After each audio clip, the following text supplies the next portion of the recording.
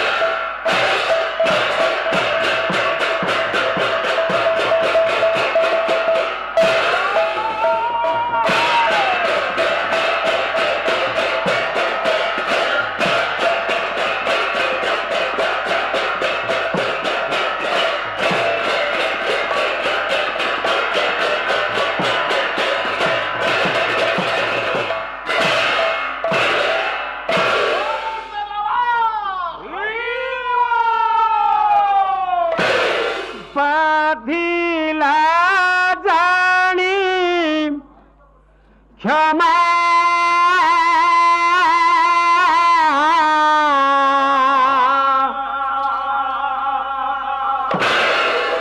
कर नहिले रमा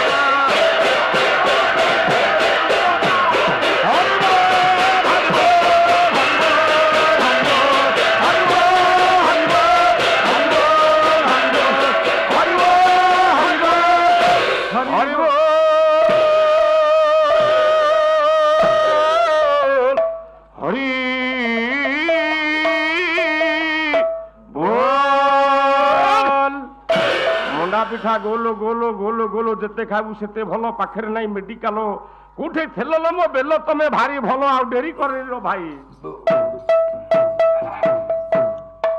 ओम विश्व चिंतामणि परमेश्वर भगवान श्रीमान सत्यनारायण महाप्रभु प्रीतियर्थे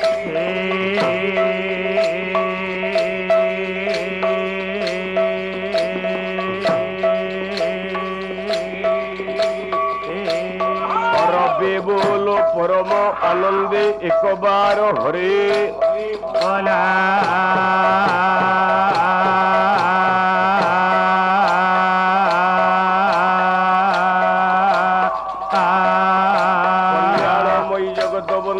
परमेश्वरी भगवती झंकड़वासिनी माँ सारला देवी वृद्धि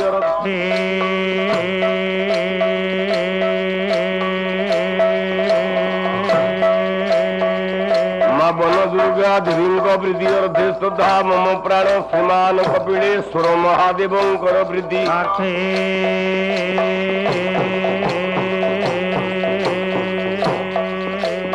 रबे बोलो परम आनंदे एक बार हरे हरे भला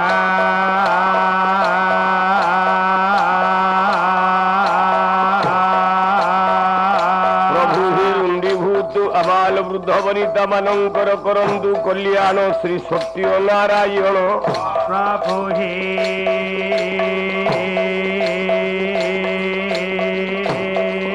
ତଥା ଏ ଅନୁଷ୍ଠାନର କର୍ମକର୍ତ୍ତାଙ୍କର ମଙ୍ଗଳ ବିଧାନମସ୍ତୁ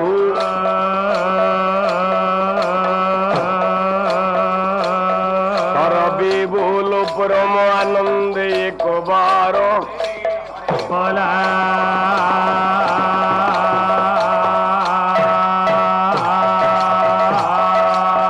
ଓମ ଜ୍ଞାନ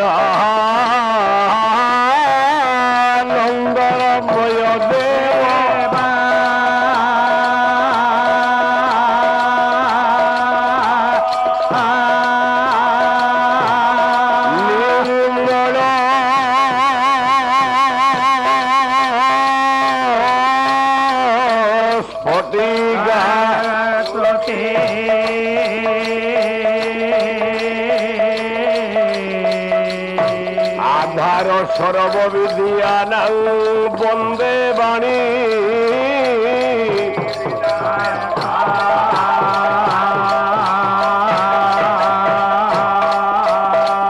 মানুষা কুন্দেন্দু তুষার হার ধবলা শুভ্রা বস্ত্রান্বিতা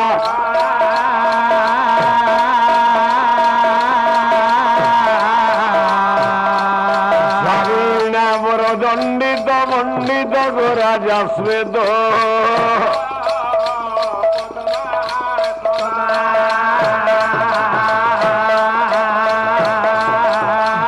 ব্রহ্মাচ্যুত শঙ্কর প্রভৃতি ভীর বন্দে সদা বন্দিতা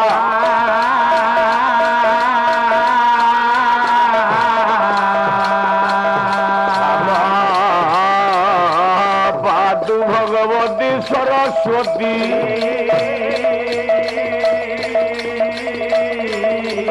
শেষ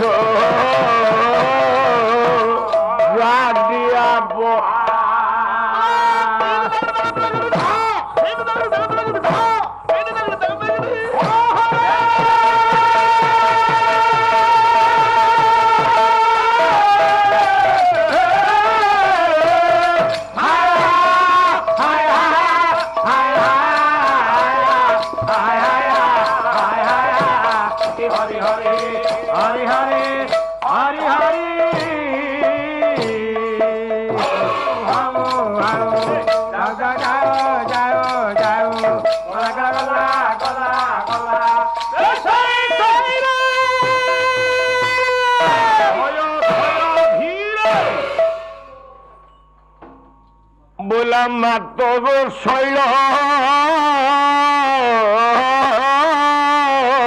যে মা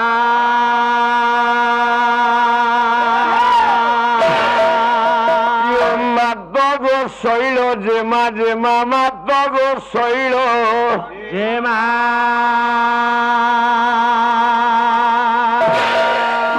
সুধাংশু ভূষণ বামা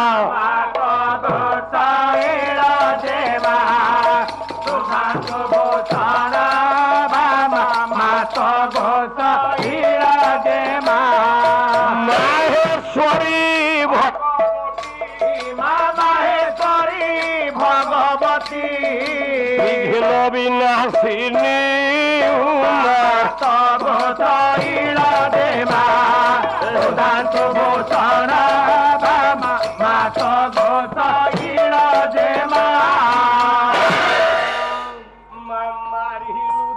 চণ্ড মুন্ড মা চণ্ড মুন্ড মা চণ্ড মুন্ড ভাঙ্গি অসুর গারিমা মারিলু তু চণ্ড মুন্ড মা চণ্ড মুন্ড ভাঙ্গি অসুর গারিমা মারিকা করিছু গলে মা মারিকা করিছু গলে গালি ভূত নামা মাত গোসাইল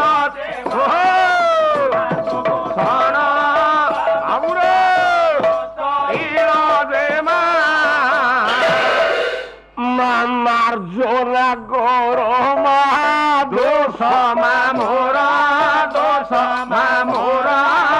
দোষ কেন্দ্রজিৎ মধ্যমা মার্জনা কর মা দোষ মা মোর দোষ মুগেন্দ্রজিৎ মধ্যমা মাগুছি কর জড়ি মা মাগুছি কর জড়ি মাগুছি কর জড়ি মা মাগুছি কর জড়ি মো মালো এ মা বাহ মান ডবর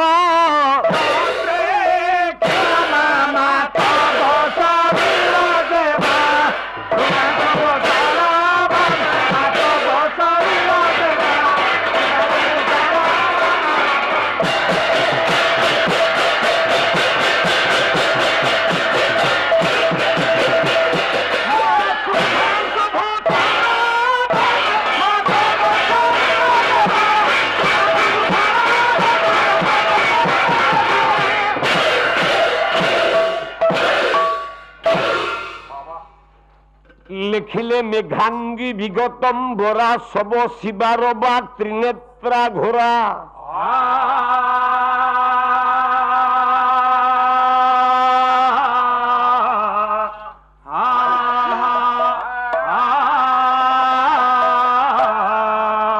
কর্ণালম্বিত বাল যুগুমর ভয়দা মুন্ড স্রজা মালিনী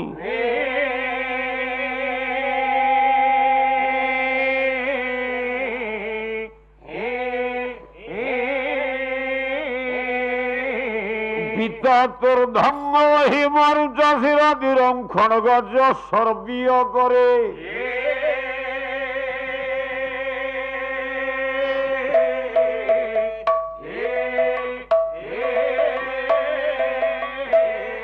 সন্ধ্যা সন্ড হর্যক্ষিয়া ভগমৃগ নিচয়া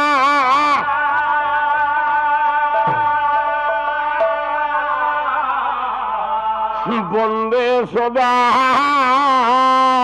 কালিকা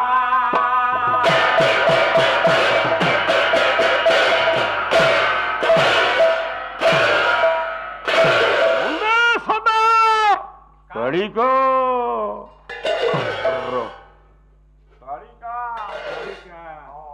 আনন্দ কন্দ পরমানন্দ জগদানন্দ পরমেশ্বর পরমর্শনীয় পরমবন্দনীয় পরমানন্দ মাধব শ্রী সত্যনারায়ণ মহাপ্রভু কল্যাণময়ী জগদেশ্বরী বিন্ধেশ্বরী ঝঙ্কড়বাসিনী মা শারদেবর দে তথা গণপতি আদি পঞ্চদেবতাঙ্কর ভୟ পଦକଞ୍ଜରୀ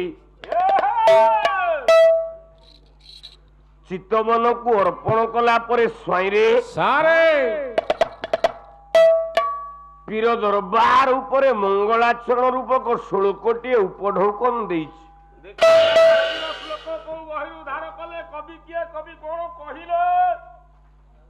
କହିଲେ ବନ୍ଦେ ସଦା କାଳିକାମ୍। ପ୍ରଥମେ କବି ଗୋଟିଏ ମାକୁ ଡାକିଲେ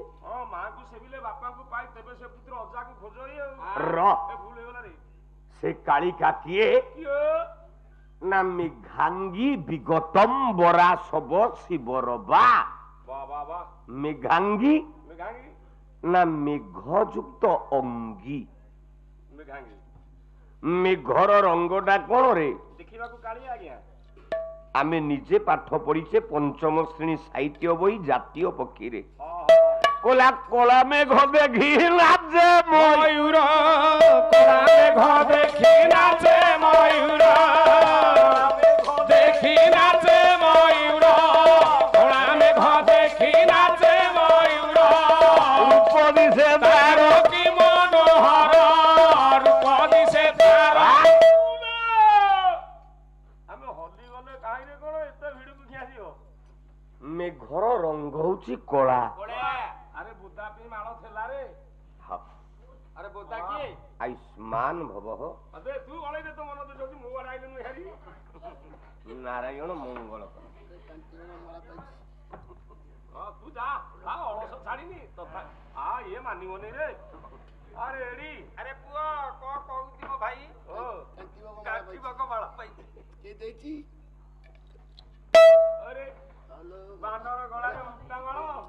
କବି କହିଲେ ମେଘର ହଁ ମୋ ବାପା ଲୋ ଆୟୁଷ୍ମାନ ହ ପ୍ରଭୁ ମଙ୍ଗଳ ଆଉ ପଇସା ଆଣିବୁ ଖାଲି ମାଳ ହେଇଗଲା ମେଘର ରଙ୍ଗ କଳା କାଳିର ରଙ୍ଗ ହଉଛି କଳା ଆମେ କାଳି କାହାକୁ କହିବା କଲା କରାଳ ଗତିରେ ଖାଏ କାଳ ରୂପୀ ହୋଇ କରି ନାମ ତାର କାଳିଟା ବୋଲାଇ କାଳିକା ବୋলাই হবে তো স্ত্রীটি গরি না সাবেনি না কালী নাই তো স্ত্রী হচ্ছে কালী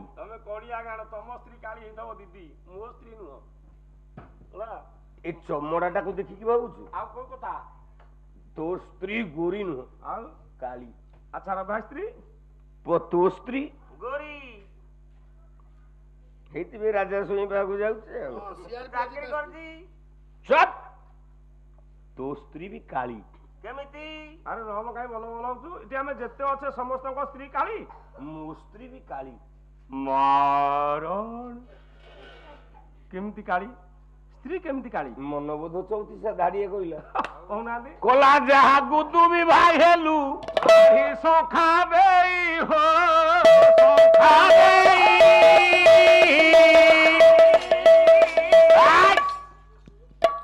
ସେହି ତ ଦେଖାଉଅଛି କାଳ ରୂପୀ ହୋଇ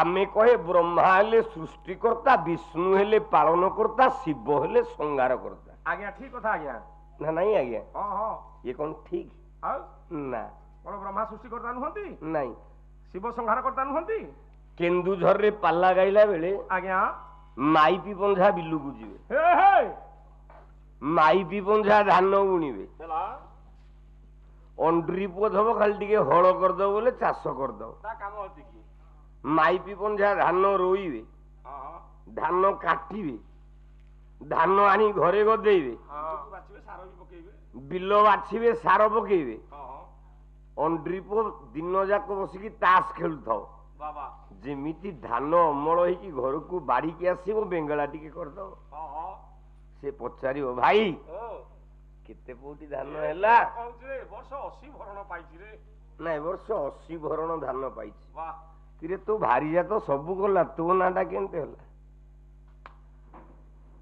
ଆମ ଗାଁରେ ଶୈଳ ଦଳେଇ ସରପଞ୍ଚରେ ଠିଆ ହେଲା ହେଲା ସେ ଜିତିକି ହେଲା ସରପଞ୍ଚ ଶୈଳ ଦଳି ଶୈଳ ଦଳେଇ ହଁ କିନ୍ତୁ ଗାଁ ବାଲା ଯାକ ତା ସ୍ୱାମୀ ଦିଶୁକୁ ଡାକିଲେ କହିଲେ ସରପଞ୍ଚ ବାବୁ ଟିକେ ଇଆଡେ ଆସ ଆଚ୍ଛା ଆରେ ତୋ ଭାରିଜା ତ ସରପଞ୍ଚ ଜିତିଲା ତୁ କଣ ସରପଞ୍ଚ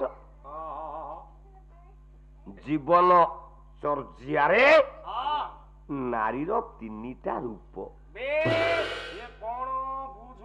ଗୋଟିଏ ହେଲା ମା ଆଜ୍ଞା ଗୋଟିଏ ହଉଛି ଭଉଣୀ ଭଉଣୀ ଗୋଟିଏ ହଉଛି ସ୍ତ୍ରୀ ମାନେ ମୋ ସ୍ତ୍ରୀର ତିନିଟା ରୂପ ମା ରୂପରେ ଜଗତକୁ ସେ ସୃଷ୍ଟି କରେ ବାବା ସେ ସୃଷ୍ଟିକାରିଣୀ କାରଣ ପ୍ରସୂତି ଦେଲା ବାଲା ସେ ମା ବାବା ତମ ଘର ମାନଙ୍କରେ ତମ ଝିଅ ବୋହୂ ହୁଅନ୍ତୁ କି ମୋ ଘରେ ମୋ ଝିଅ ବୋହୂ ହୁଅନ୍ତୁ ଯେତେବେଳେ ମେଡିକାଲକୁ ଯାଉଛନ୍ତି ଆଜ୍ଞା ପିଲା ଜନ୍ମ କରିବା ପାଇଁ ଯୋଉ ଘର ଭିତରେ ପଶୁଛନ୍ତି କଣ ଲେଖା ଯାଇଛି ପ୍ରସୂତି ଭବନ ପ୍ରସୂତି ଗୃହ ବା ପ୍ରସୂତି ଭବନ କାହିଁକି ନା ଦକ୍ଷ ପ୍ରଜାପତି ସ୍ତ୍ରୀ ନା ହଉଛି ପ୍ରସୂତି ହେଲା ଇଏ ତା ନା ଦକ୍ଷ କାହିଁକି ନା ଛୁଆ ଜନ୍ମ କରିବାରେ ସିଏ ଦକ୍ଷ ଆଚ୍ଛା ତା ସ୍ତ୍ରୀ ୟା ନା ପ୍ରସୂତି କାହିଁକି ନା ଛୁଆ ଜନ୍ମ କରିବାରେ ଇଏ ଫାଷ୍ଟ ସିଏ ଜନ୍ମ କରିବାରେ ଦଖଲ ଇଏ କରେଇବାରେ ଦଖଲ ତେଣୁ ତମ ଲେବର ରୁମ ଲେଖା ଯାଉଛି ପ୍ରସୂତି ଗୃହ ମା ଜନ୍ମ କରେ ହେଲା ଭଉଣୀ ଭଉଣୀ ଜଗତକୁ ପାଳନ କରେ ପାଳେ ପାଳେ ଆଉ ଜଣିଏ ଅଛି କାଳୀ ସିଏ କିଏ ସେ ହଉଛି ତୋ ସ୍ତ୍ରୀ ବାବା କେତେବେଳେ କାଳୀ ରୂପ ଧରେ ସ୍ତ୍ରୀ ରୂପରେ ହଁ ସେ ଜଗତକୁ ସଂହାର କରେ ବାବା ଆମେ ସବୁ ପାଲାବାଲା ମାନେ ଘୋଷିଛୁ ଏଇ ପଦକ ଗାଉଛୁ ଗାଉନା ସବୁ ପାଲାବାଲା ଆମେ ଶିଖିଛୁ ଏଇ ପଦଟା ହେଲା କଣ ना दिन में मोहिनी रात में बाघिनी, दिन में मोहिनी रात में बाघिनी, दिन में मोहिनी रात में बाघिनी। पलक पलक लहू तो से हो, पलक पलक लहू तो से, पलक पलक लहू तो से हो, पलक पलक लहू तो से। दुनिया सारा बावड़ा होके दुनिया सारा, बावड़ा होके दुनिया सारा, बावड़ा होके दुनिया सारा, बावड़ा होके बाघिनी पोसे हो, घर घर बाघिनी पोसे हो। तो स्त्री तो पे कौन बुझू जगत को संहार करे आज्ञा स्त्री स्त्री स्त्री ना केमिति केमती ना आमे मनु संहितारे पढ़िछे बीर्ज्य बसाद मानवा आगे आगे आगे आगे इरा कहीं तो मो स्त्री केतले करतु जानू रे आम देहरे हां आमको जहा पुराण कहिछि जो मनीष मरिबो हां मरिबा पूर्वरु ता देहरु जेते बीर्ज्य थबो सब बाहर जीवो स्कॉल न जिवो आगे आगे आमे बीर्ज्य बसाद मानवा चला आम बीर्ज्य को किए नउछि बला 32 गुंडा भात खाइले हां हां आम देहरे गोटिए बिंदु रक्त हुए अच्छा 32 बिंदु रक्त हेले 32 बिंदु रक्त हेले आम देहरे गोटिए बिंदु चर्म बोले चमड़ा हुए 32 बिंदु चर्म हेले 32 बिंदु चमड़ा हेले एकाटी हां आम देहरे गोटिए बिंदु मांस हुए 32 बिंदु मांस हेले 32 बिंदु मांस एकाटी हेले हां आम भितरे गोटिए बिंदु अस्थि हुए अच्छा 32 बिंदु अस्थि हेले गोटिए बिंदु मजा जो मटन किणिकी आनुछु हां आइते जो हाडी रे ता जो कंटा बोले हाड़ ता भितरे सुसाडुन जी सुसाडीला लोक तार अभ्यास अछि सुसाडीबो आ बोले जा पाखरे पैसा दबो से आनिबो ना तो बोले तू अच्छा तू ब्रॉयलर कुकुड़ा खाइबा लोक 32 बिंदु मजा हेले गोटिए बिंदु ए देहरे हुए धातु वाह ए मजा हुए हां हां आउ 32 बिंदु मजा जेते बेले एकाठी हे जिवो ए देहरे गोटिए बिंदु धातु बोले बीर्ज्य हुए आमे जेते बेले स्त्री संग करे आज्ञा तू जानिछु केते बिंदु धातु जाए मु हेतले कामेर लागि थौ ना तू हेते बिंदु को मापिबु कोन ओ तू हेते बेले कहि हबनी केते गला ओडे मूर्ख भलिया धार दा कोन कोन मूर्ख कला पत्नी संग बेले शरीर उदर 36 बिंदु गलई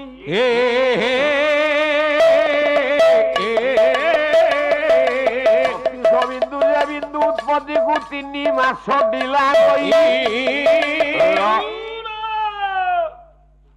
स्त्री संग बेले आज्ञा तो देहरु 36 बिंदु जाए आज्ञा बीर्ज्य वाह आउ ये 36 बिंदु बीर्ज्य तैयारी होबा हां तो देहरे हां तते 3 मास लागे 3 मासर बिंदु थरे के सफा से जोगु स्त्री बागुणी की खाउची किंतु तू मानुछु कोन आज्ञा चैतन्य कले 12 मास को 12 थर कहि किछे उड़ा कर कहि रुके 12 मास को 12 थर जदि पारुछ हां थरुटे उणा कर कारण भागवत कहिछि कला नारी संग मोहरी तू मते केवल पुत्र जन्मार्थे केवल पुत्र जन्मार्थे केवल पुत्र जन्मार्थे बिंदु को अपचय कर बाबा कोउथि भाई हां ना पुत्र जन्म पाई वाह अच्छा केवल पुत्र जन्म अर्थे जगन्नाथ दास कहले हां कहीं कन्या कथा कहलेनी तो वाह नाही तो कहले झियो पिला कोन पे जन्म करबु घरु ढिंकी उठिकी जियो बोली राम मूर्खटा एई जो लिखिलेनी आ नहीं आउ महाभारत सीरियल जो देखुथिबु हां कुंती की ता बापाटा किछि पुत्र हला ता ना पुत्र वाह पुत्र अर्थ केवल पुओ नु बाबा पुत नामक नरकात त्रायतेति पुत्र जे पुत्र नामक नरक उद्धार करे से गुटा को पुत्र हो वाह वाह एइथि पे आमे पिला बेले प्रार्थना रे प्रा गाइले हे आनंदमय गोडी भुवन पारक आदि भुवन पारक अधम अक्षम मोहि अबोध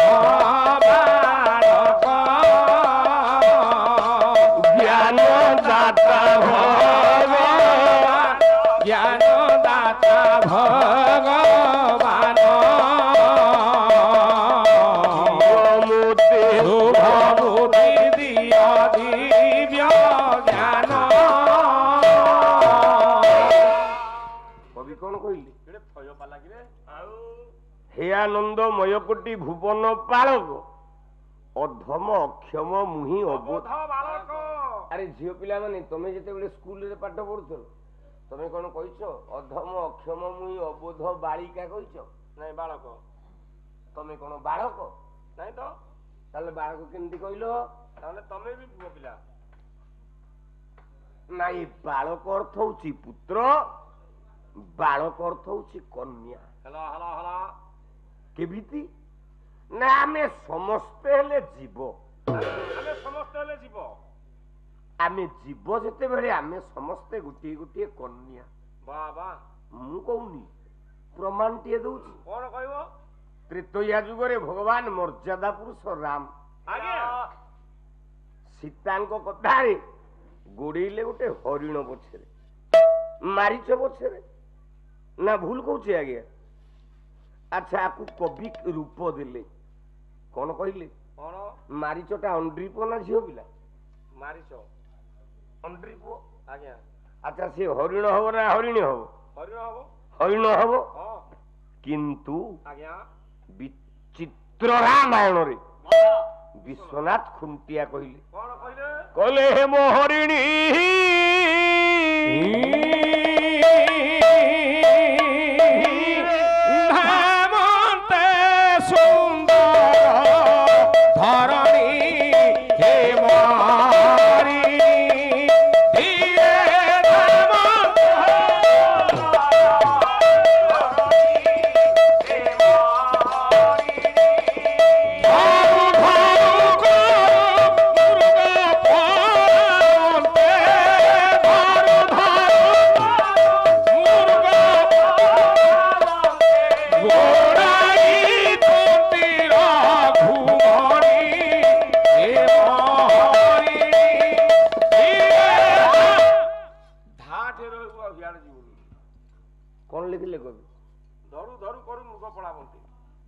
ଆଗ କହିଲେ ହେମ ହରିଣୀ, ତାପରେ କହିଲେ ଧରୁ ଧରୁ କରୁ ମୃଗ ପଳାବନ୍ତି। ହେମ କୁରଙ୍ଗେଇ ନଚ ପୂର୍ବ ବାର୍ତ୍ତା ରାମ ଚପର୍ଣଶାଳା ତ୍ରୟ ତତ୍ର ସମୀକ୍ଷ ଶୂନ୍ୟ ବୈଦେହୀ ଚରଜ।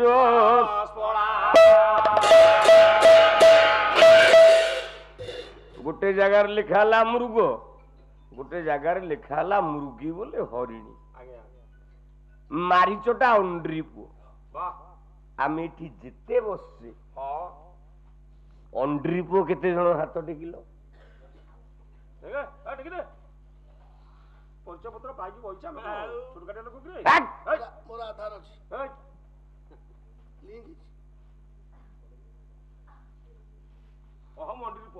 କେମିତି?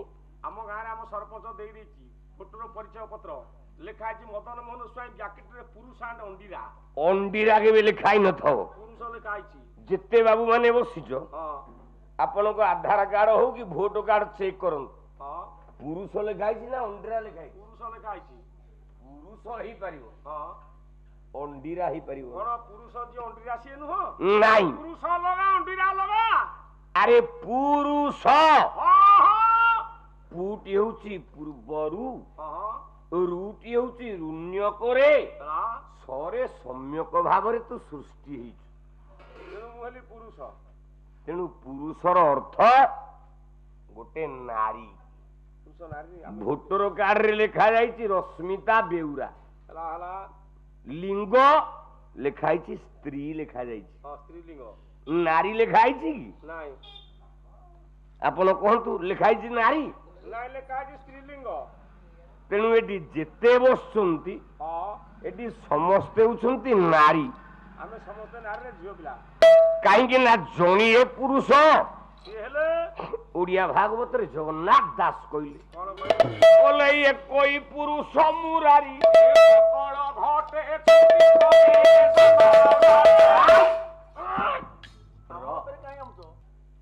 ତାହେଲେ आमे जीव सदाबेले नारी भाव को नहींचे आमे तो साधारण मनीष आज्ञा निरुषी बाबाजी माने भी नारी होगा को चाहिए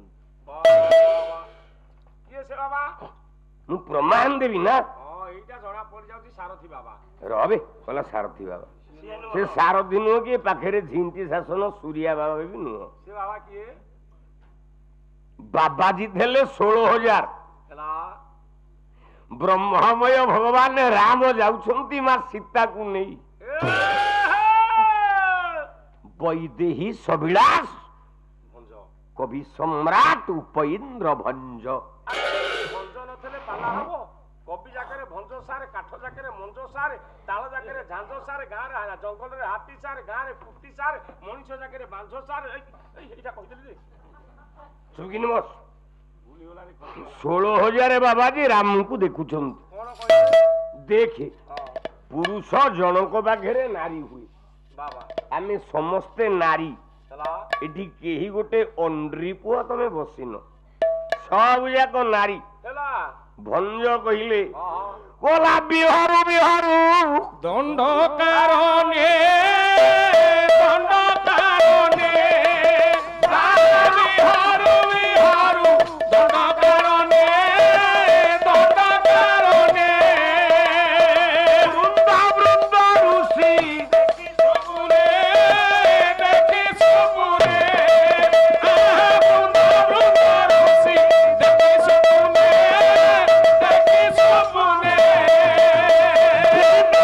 कोटिए काम बही सकाम बही यहाँ विदेह कोटिए काम बही सकाम बही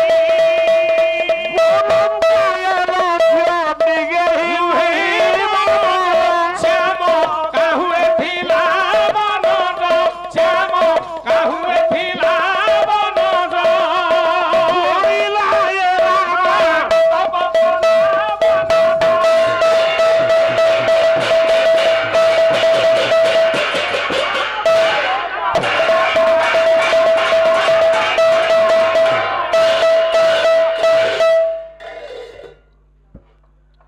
राम आउ सीता को देखी देले कि ना बाबाजी पन मुंड भी चलित हो गला पाल्लारी पाल्ला गाइबा दरकार ये हल्लारी काम नाही तुम खाली पेंटाला भागु पकलो रे आजी सारा ओडिशा जानछि नृसिंह होता कोन बा डालुओ जो कानसिरी पानी पाइबो बेसी कथा हम किछि गोविंद हबानी हमर कोन अछि कला विधाता आम्भंगु करंता नाही करंता नाही दादा विधाता आम्भंगु करंता नाही ए भगवान कोदंड धारी ताहा बंद हुआते कोदंड धारी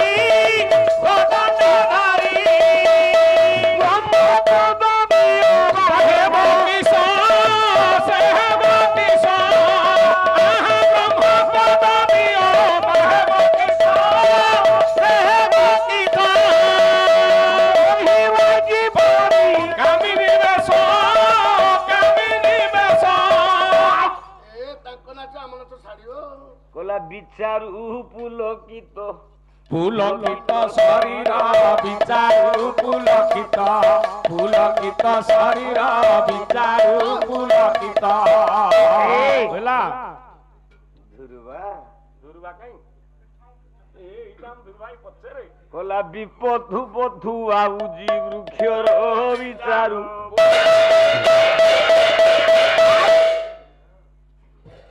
बाबाजी माने निच को नारी करने को चेष्टा कले बाबा कहीं आज्ञा ना ब्रह्म आगे आमे समस्ते नारी बाबा गोटे साधारण उदाहरण दे कि आगु को पड़ी कौन कहना तू श्रीक्षेत्र पुरी जीव पुरी जाइछि आ जगन्नाथ दर्शन कला बेले तो स्त्री कौन डाकुच जय जगन्नाथ स्वामी नयन पथगामी भव तुमे अरे तू तो ता स्वामी से कहीं जगन्नाथ को स्वामी डाकिला तो स्त्रीटा कौन गोटे बेसिया नाई गोटे बाउलिया डाकी देछि।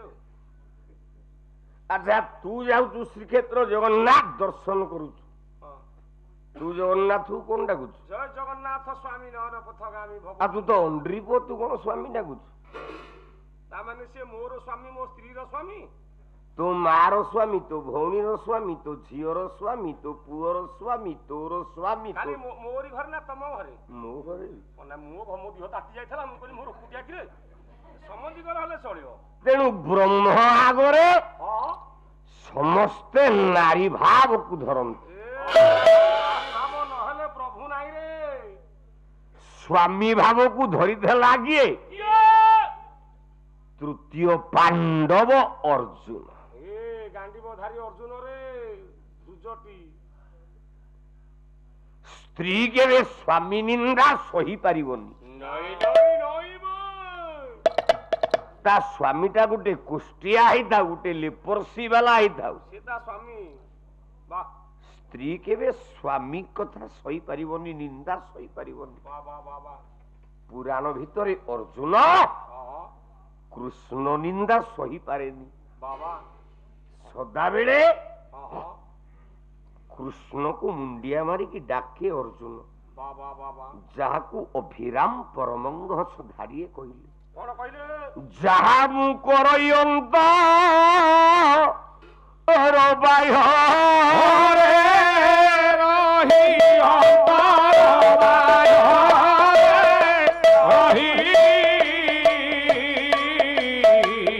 सबु देखु छंद बाय रे आई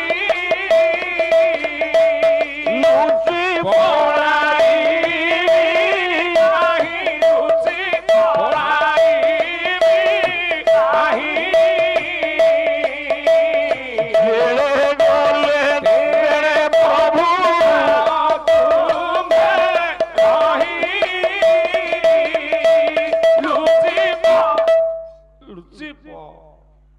अर्जुन के कृष्ण निंदा सही पारेनी बाबा सदा बेले कृष्ण को डाके प्रभु बाबा पालिया माने पछके गायक पछरे निंदा करंतु किंतु पेंडाल को ड्रेस पिंध के आसिले मुंडियाटे मारी के आसीबे नाही आउ पछरे ता मा ढु आरंभ करी के गाली करंतु गाली करंतु कोई साला पैसा वाला आइना 10,000 8,000 देला साला हिसाब देला ठीक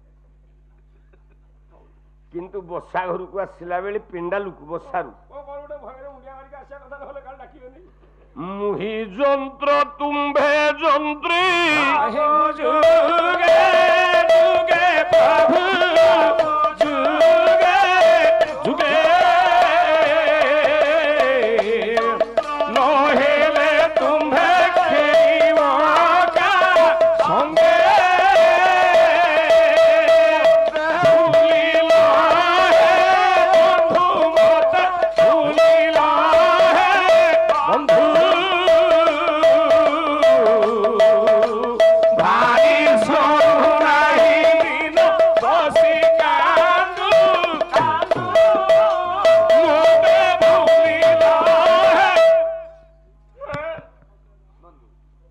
अर्जुन अरे मूर्ख मने न पइले छाड़ी दबु सेटा होची मते भूली लहे बंधु कहला मते भूली लहे बिंदु बिंदु ना से बिंदु कहछे ना तू कहछु अर्जुन राखी जाय मुहि तो आकाश तुम्हें बोला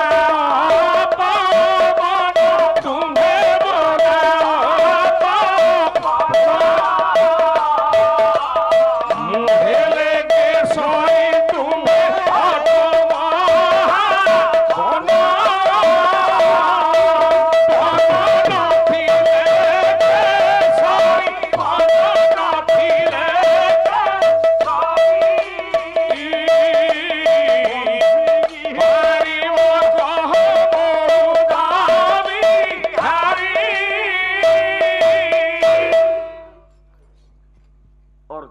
कृष्ण निंदा सही पारे नहीं नहीं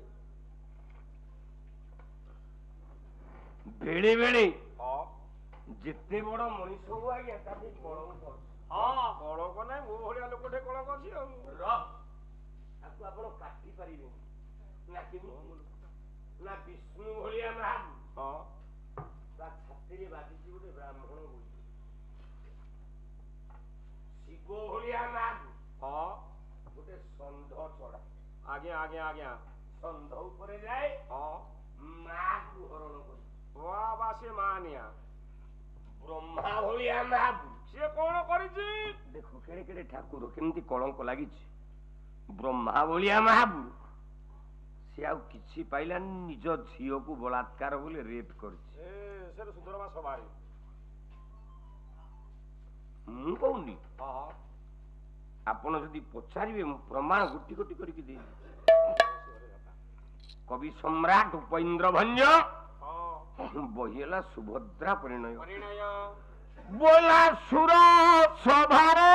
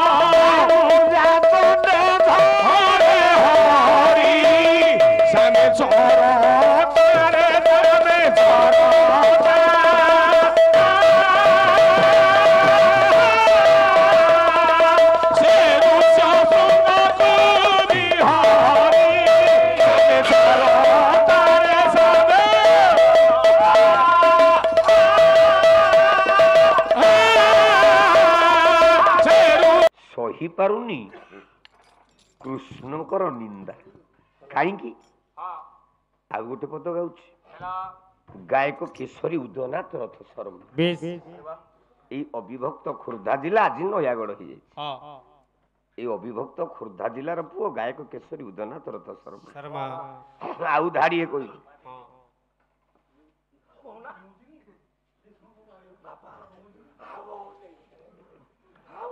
ହାଉ ନେଇ ପାଲା ଗାଇଲା ବେଳେ ବର୍ଷା ଘରେ କହୁଛୁ ବାଇଗଣ ପୋଡିକି ଦିଅ ଟମାଟୋ ପୋଡିକି ଦିଅ ସୋରିଷ ତେଲ ଗୋଳା ଲଙ୍କା ଦଳ ଶୁଖୁଆ ସାର ଆଜି ଖାଇଛି ଆଚ୍ଛା ଆମ ଯୋଉ ବାବୁନି ଭାଇଟି ରୋଷେଇ କରୁଛି ତା ଘରୁ ପୁଣି ମରୁଆ ଶୁଖୁଆ ଆଜି ନେଇକି ଭଜା ହେଇକି ଆରେ କଣ ଭାଇ ଆମେ ଭୁଲ କଲୁ କହିବ ଇଏ ସାର ଯେତେ ପଳେଇଲେ ଆମେ ଆଇଁଷ ପାର୍ଟି ସମସ୍ତେ ଜାଣିଛନ୍ତି ଓଡିଶା ଯାକ ହୋତା ପାର୍ଟି ଆଇଁଷ ପାର୍ଟି ଦେଖିଲୁ ଆଇଁଷ ହେଲା ମୁଁ କହିଲି କଣ କରିବା ଆମ ବାବୁଲି ଭାଇ ନା କଣ କହିଲା ଶୁଖୁଆ ମିଳିବନି ନା ଆମ ଘରେ ଅଛି ମୁଁ କହିଲି ଆର ପାଲା ବେଲାକୁ ଜଣେଇବାନି ଆମର ଘରେ ଭାଜିକି ଆଣିବୁ ସିଏ ଖାଇକି ଗଲା ପରେ କୁଟିବା ତାଙ୍କୁ ତଡ଼ିଦେଲୁ ପଛରେ ଧୋତାରିକି ବାଡେଇଛୁ ଆଉ ନିର୍ଲଜ ଆଉ କାଲି ଖାଇବନି ଉତ୍ତର ଦେଲେ ଗାୟକ କେଶରୀ ଉଦୟନାଥ ରଥ ଶର୍ମା ପାଣ୍ଡବଙ୍କରି ଦିଅ ଧନ ଏ ଅଚ୍ୟୁତ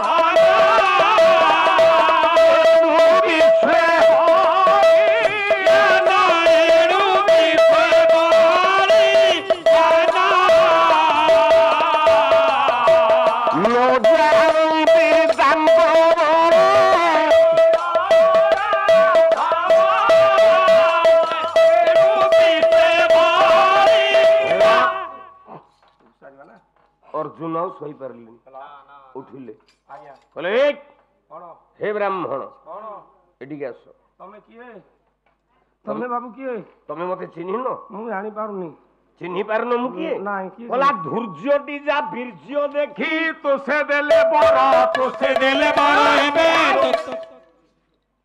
যে প্রাণ বান্ধব যদু পতিকে সবর পতিকে সবর এবে পতিকে সবর ମୁଁ ସେଇ ଲୋକ ଶିବ ବେକରେ ଗାଣ୍ଡିବ ଧନୁ ପକେଇ ହୁଳୁ ହୁଳୁ କରିକି ଘୋଷାରିକି ଫୋପାଡ଼ି ଦେଇଥିଲି ବୋଲି ମତେ ଶିବ ପାଶୁପତ ଅସ୍ତ୍ର ଦେଇଥିଲେ।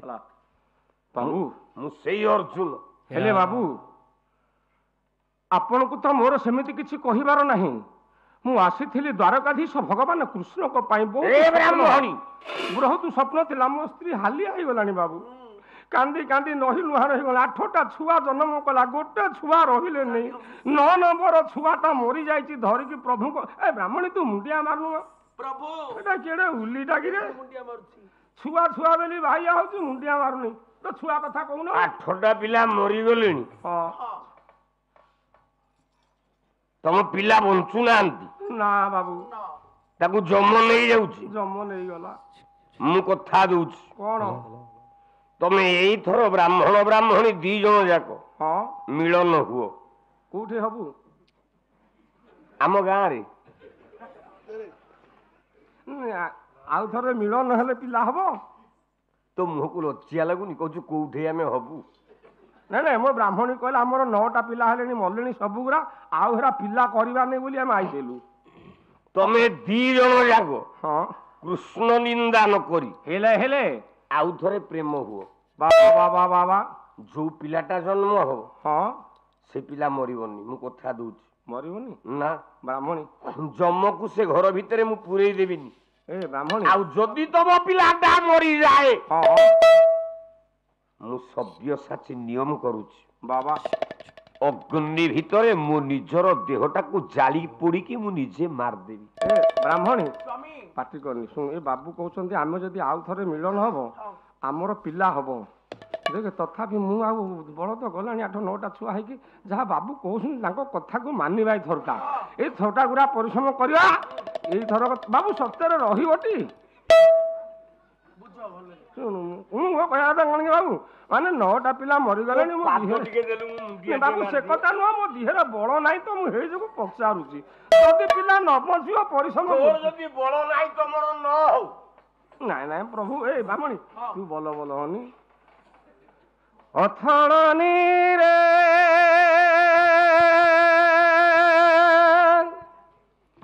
ନିରେ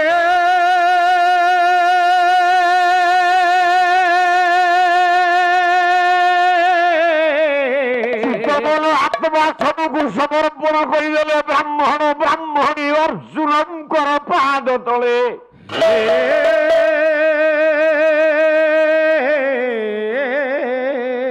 ଜୀବନର ସର୍ବସ୍ୱରେ ସନ୍ତାନ ଜନ୍ମ କରି ସନ୍ତାନ ବଞ୍ଚେଇବା ପାଇଁ ସଂସାର ରୂପକ ନଦୀରେ ହେ ଅର୍ଜୁନ ତମକୁ ଆମେ ନାଉରୀ ବୋଲି ଭାବିଲୁ। ତୁ ଏକା ନାଉରିଆ ତୁ ବିନା କାଛିରେ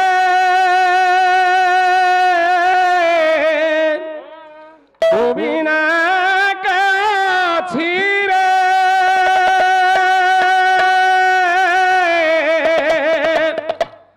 ତରି ଲଗାଇବ କୁଳେ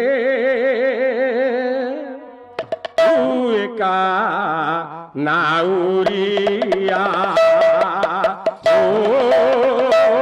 तू एका नाउरिया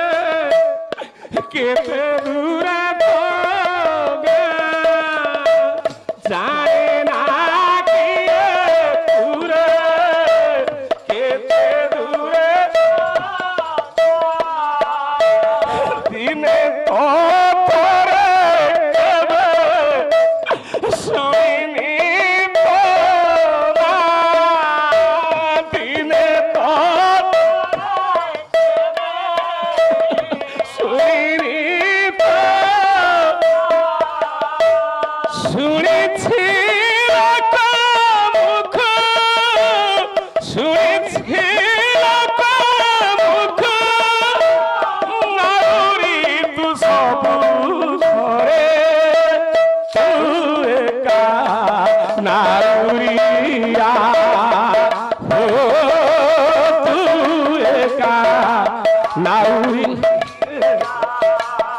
हो तू एका नाउरिया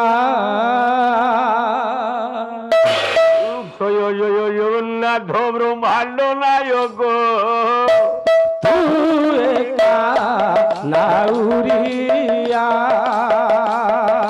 চতুর্ধা মূরতি হরি হে মুখ तू एका नाउरिया জয় জয় জগন্নাথ নীলাদ্রি মন্ডন तू एका नाउरिया शंख चक्र चिन्ह तू एका अर्जुन आदेश देइछन्ति तमे प्रेम हुओ पिलाटे जन्म हबो से पिला को बंचेबा दायित्व मोर मु से पिला को बंचे ब्राह्मण ब्राह्मणीकर प्रीति हबो आगे आगे आगे ब्राह्मणी शुद्ध स्नान करी आसी आगे आगे आगे आगे ब्राह्मण नहीं मन अच्छी ब्राह्मणर चली जाऊँ र आम पपुरिका सब कहते सारे पुणी आज चंपक वर्णा तो काली गाई पिले गाई नी कल चंपक वर्णा पुणी भी आज गायबी तेणु जो पिला माने बारंबार दाबी करुछंती डिमांड करुछंती सारे आउ थे चंपक वर्णा हऊ बेसी गायबिनी ए पपू गोटे पद गाई बंद करी काली गाई ना अरे सुन नृसिंह होता जो दिन चंपक वर्णा गाई अति कम 305 पकेट को आई गाइले कौन पपू दी 305 दब नहीं हम ना बोला चंपक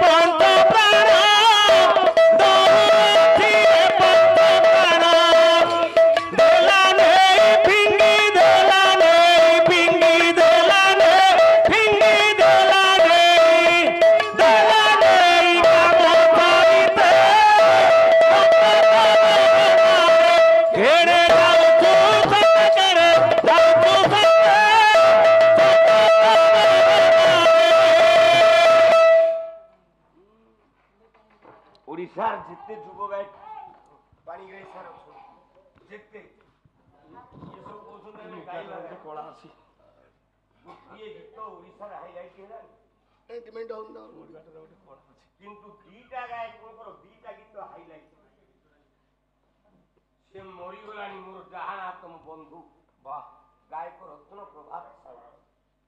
ସେ ଯୋଉଦିନ ମଞ୍ଚ ଉପରେ ଗାଇବ ଆସ ଆସ ପ୍ରିୟତମା ପିରତିରେ ବସା ଗିଳିବା ଧନୁ ଧରିବ କିଏ ଆଜ୍ଞା ଓଡ଼ିଶାକୁ ହଲେଇ ଦେଲା ପ୍ରଭାତ ସାହୁ। ଦୁଇରେ ଏ ନୃସିଂହ ତାର ଚମ୍ପକ ବରନା ଫିଲ୍ମ ହିରୋଇନ ପିଙ୍କି ଠୁ ଆରମ୍ଭ କରିକି ଭିକାରୀ କମେଡି ଠୁ ଆରମ୍ଭ କରିକି କାହ୍ନା ଫିରୁସୁ ଭିଲିଆନ ଭଳିଆଲୁ ଏ ନୃସିଂହ ତାର ଚମ୍ପକ ବରନା ଗାଉଛନ୍ତି ଏ ମୋ ଭାର୍ଯ୍ୟା ପରା ଗାଉଛି ରେ। ଆଉ ତମେ କି ଗାଇବା ଗାୟକ? ଗୋଟାଏ ଗୀତ ଦେଖିବା ଓଡ଼ିଶାରେ ହାଇଲାଇଟ୍ କୋଉ ଦିନ କରିବ ମୁଁ ଟିକେ ଦେଖିବି। ଆମେ ଦେଖିବୁ ନୃସିଂହ ତାର ଚମ୍ପକ ବରନା 3.5 ମିଲିୟନ୍ସ ଭିଉ। ରାମ ବାହାରି କରନ୍ତୁ କ୍ୟାମେରା ମୋବାଇଲ କାଢନ୍ତୁ ୟୁଟ୍ୟୁବ ଦେଖନ୍ତୁ 3.5 ମିଲିୟନ୍ସ ଭିଉ। ପ୍ରଭାତ ସାହୁର ଆସ ଆସ ପ୍ରିୟତମା 1.12 ମିଲିୟନ୍ସ କିନ୍ତୁ ନୃସିଂହ ତାର 3.5 ମିଲିୟନ୍ସ। ତମେ କଣ ଗାଇବା ଗାୟକ? ଆଉ କାହାଗରେ ହାରକିନ ଦେଖେଇବ? ଆଉ ଗୋଟେ ପଦ ଗାଆନ୍ତୁ ଆଜ୍ଞା। ଭଗବାନ ଚାରିଟା ଜିନିଷ ଦେଲେ ଗାୟକ ହବ। ଘରର ଚାରିଟା କାନ୍ଥ ଏକ ହେଲେ ମଜବୁତ ହେଲେ ଗାଇକି ହବ ଆଜ୍ଞା। ଚାରିଟା କାନ୍ଥ ଏକ ନହେଲେ ତମେ ଗାୟକ ହେଇପାରିବ ନା। ଗାଇବା ପାଇଁ ଟିକେ କଣ୍ଠ ବୋଲେ ତଂଶୀ ଧବ କହିବା ଭଳିଆ ବାଚ୍ଚା ଥବ। ତିନିରେ ଜ୍ଞାନ ଧବ। ଚାରିରେ ରୂପ ସନ୍ଦର୍ଶନ ରୂପ ସୌନ୍ଦର୍ଯ୍ୟ ଥବ। ନହେଲେ ପାଲା ବାଲା ହେଇପାରିବ। ତମ ପାଖରେ ତ କୋଉ ଗୋଟେ ଜିନିଷ ନାହିଁ ମୁଁ ଦେଖୁଛି। ଗୋଟାଏ ଜିନିଷ କହିପାରିବ କଣ ତମଟେ ଅଛି? ତମେ କଣ ବନମାଳୀ ପତିଠୁ ବେଶୀ ଭଲ ଗାଇଦବ? ଆୟୁଷ୍ମାନ ହବ ସର୍ବାରିଷ୍ଟ। ପଦେ ଗାଇଲ 100 ଆଇଲା ଆଉ 2-3 ପଦ ଗାଉ 2-300 ଆସିବ। ମୁଁ ରାଣେ ଆଉ ଯିଏ କହିଛି ସେ ଦବନି ନହେଲେ ରାତିରେ ସେ ଶୋଇପାରିବ? ମୁଁ ତ ଶୁଆଇ ଦେବିନି ଆଉ। କଲା ଉରଜ କଳ ସ୍ୱରୂପ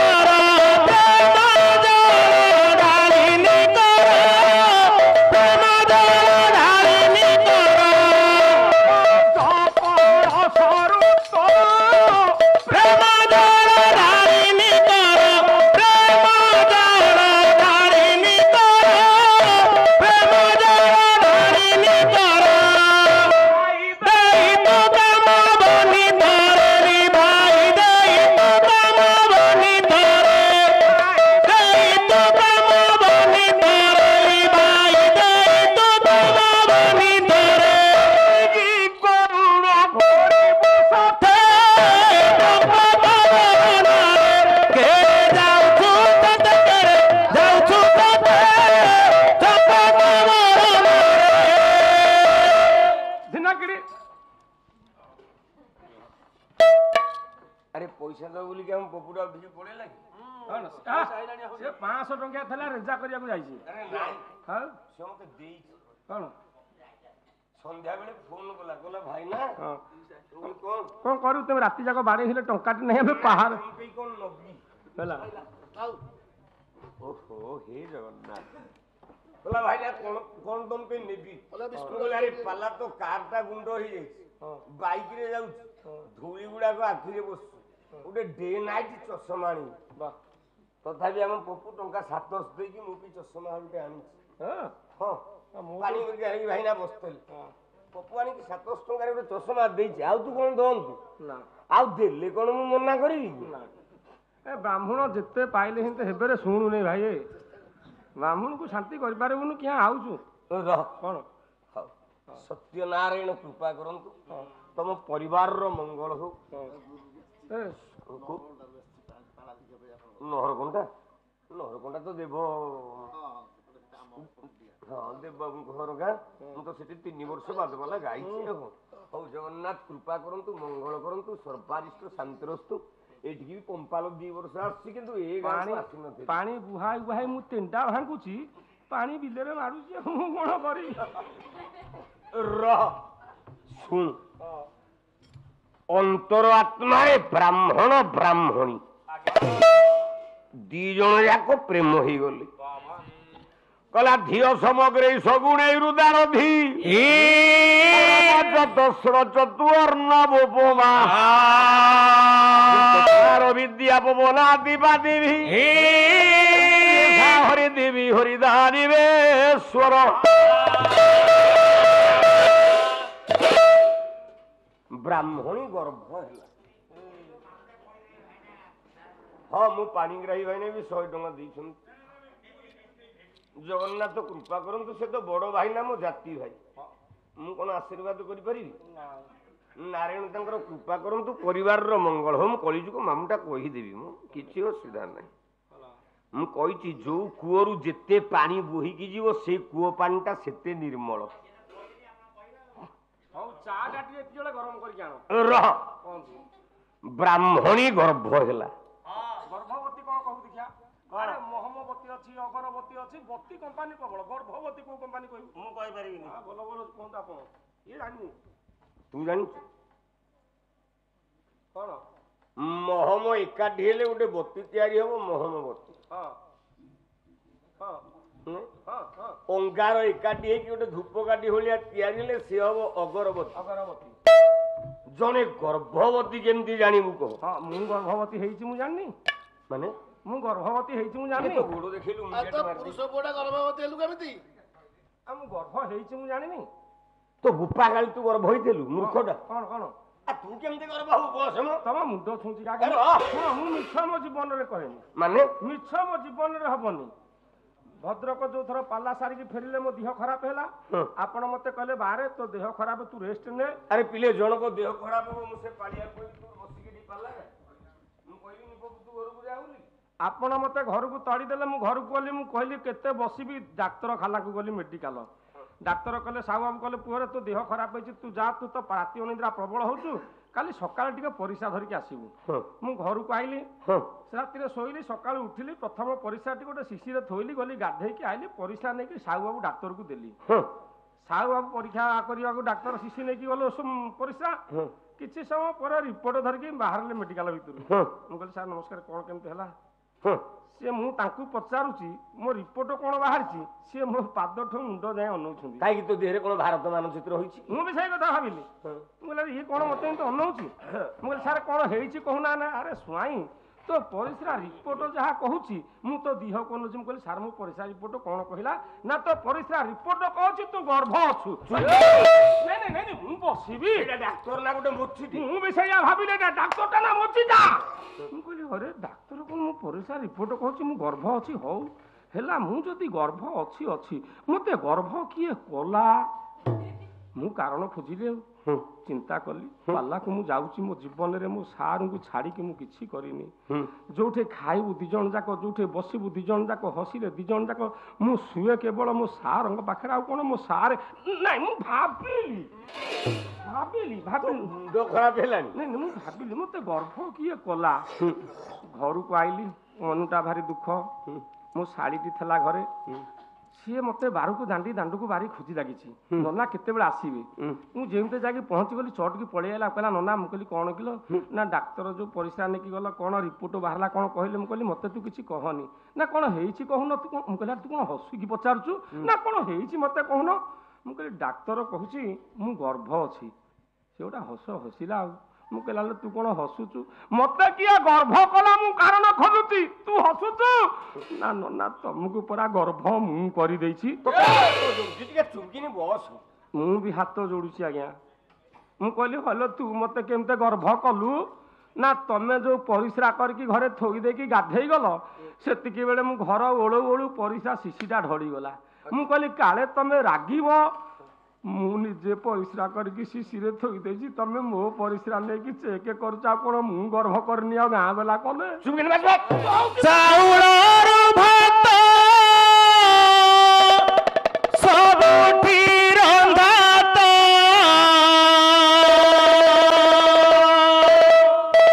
ए टीम होची कंठशिल्पी टीम होतार छोटिया टीम नुआ आज्ञा जाते हाथ मारिबो भजन जाते संगीत भातरु चाउळ जेउठी हुए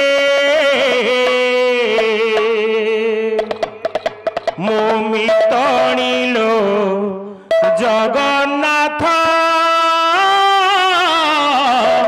ଧାମ ସିଏ ଆଉ ମାରିବା ଲୋକ ତୁ ଦଣ୍ଡ ନାଇଁ ସେଠି ମାଡ଼ ଖାଇ ଭକ୍ତ ପାଉଣା ଦିଏ ମୋ ମିତଣିଲୋ ଜଗନ୍ନାଥ ଧାମ ସିଏ ମୋ ମିତଣିଲୋ ଜଗନ୍ନାଥ ଧାମ ସିଏ ମୋ ମିତଣିଲୋ ଚାଉଳର ଭାତ ସବୁଠି ରନ୍ଧା ତ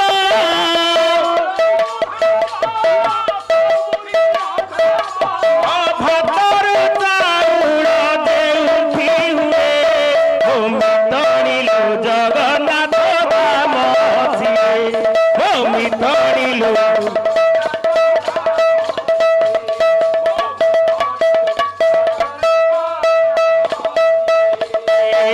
ଦର ବଢ଼ା ଦିଅ ନାହିଁ ଗୋଡ଼ ହାତ ଦର ବଢ଼ା ଦିଅ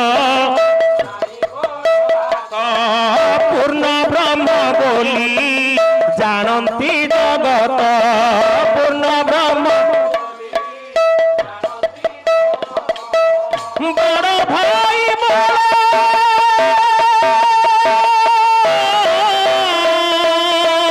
ବଡ଼ ଭାଇ ଦେବ ଥାଉ ଥାଉ ବଡ଼ ଭାଇ ଦେବ ଥାଉ ଥାଉ ସାନ ଭାଇ ବଡ଼ ଠକୁଆ ହୁଏ ମୋ ମିତଣିଲୋ ଜଗନ୍ନାଥ ଧାମ ସିଏ ମୋ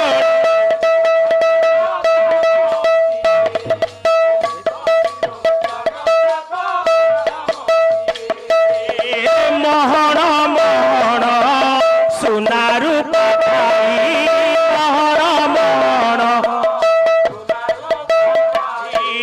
ଦର ପୋଡ଼ା ମାଟି ହାଣ୍ଡିରେ ବୁଝଇ ଦର ପୋଡ଼ା ମାଟି କାନ ନାହିଁ ଗୀତ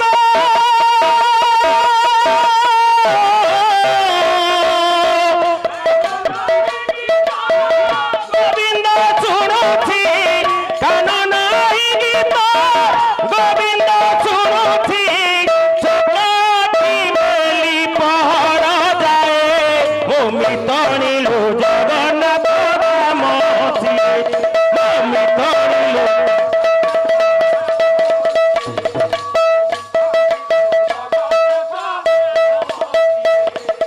ହେ ଚାଉଳର ଭାତ ସବୁଠି ରନ୍ଧା ତ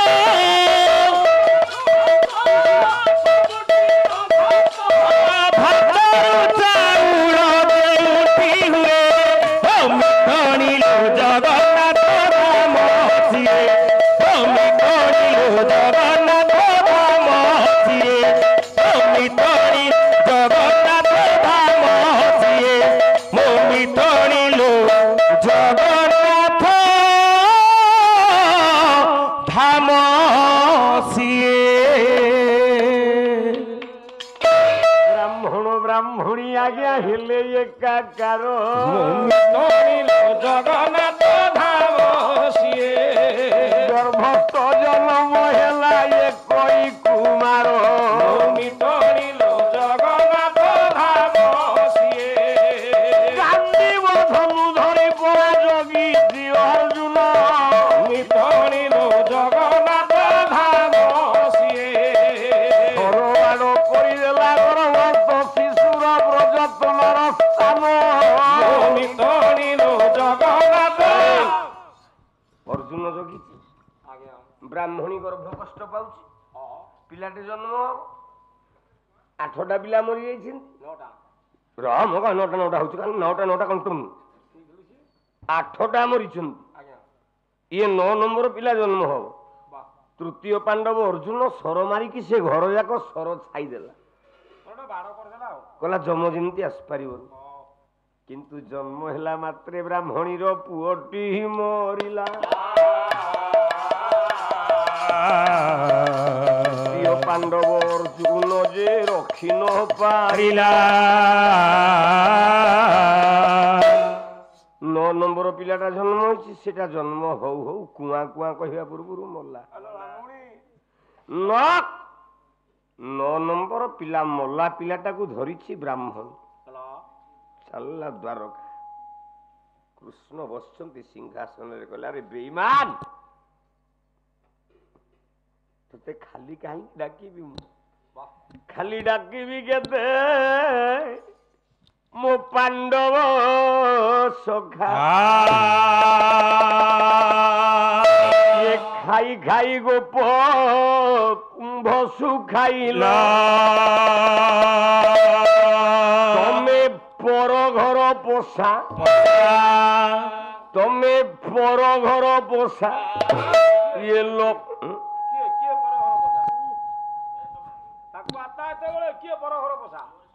କୃଷ୍ଣ ବ୍ରାହ୍ମଣ କହୁଛି, କହିଲା ତମେ ପର ଘର ପୋଷା, କହିଲା ଇଏ ଲୋବଣୀ ଚଖା ପାଣ୍ଡବ ସଖା।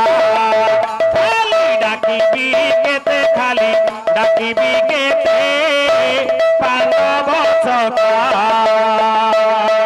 ଖାଲି କରିଦେଲ ଧୃତରାଷ୍ଟ୍ର ବଂଶ ଉଡାଇ ପାଣ୍ଡବେ ବିଜୟ ଶିଖା, ଉଡାଇ ପାଣ୍ଡବେ ବିଜୟ ଶିଖା, ଉଡାଇ ପାଣ୍ଡବେ ବିଜୟ ଶିଖା।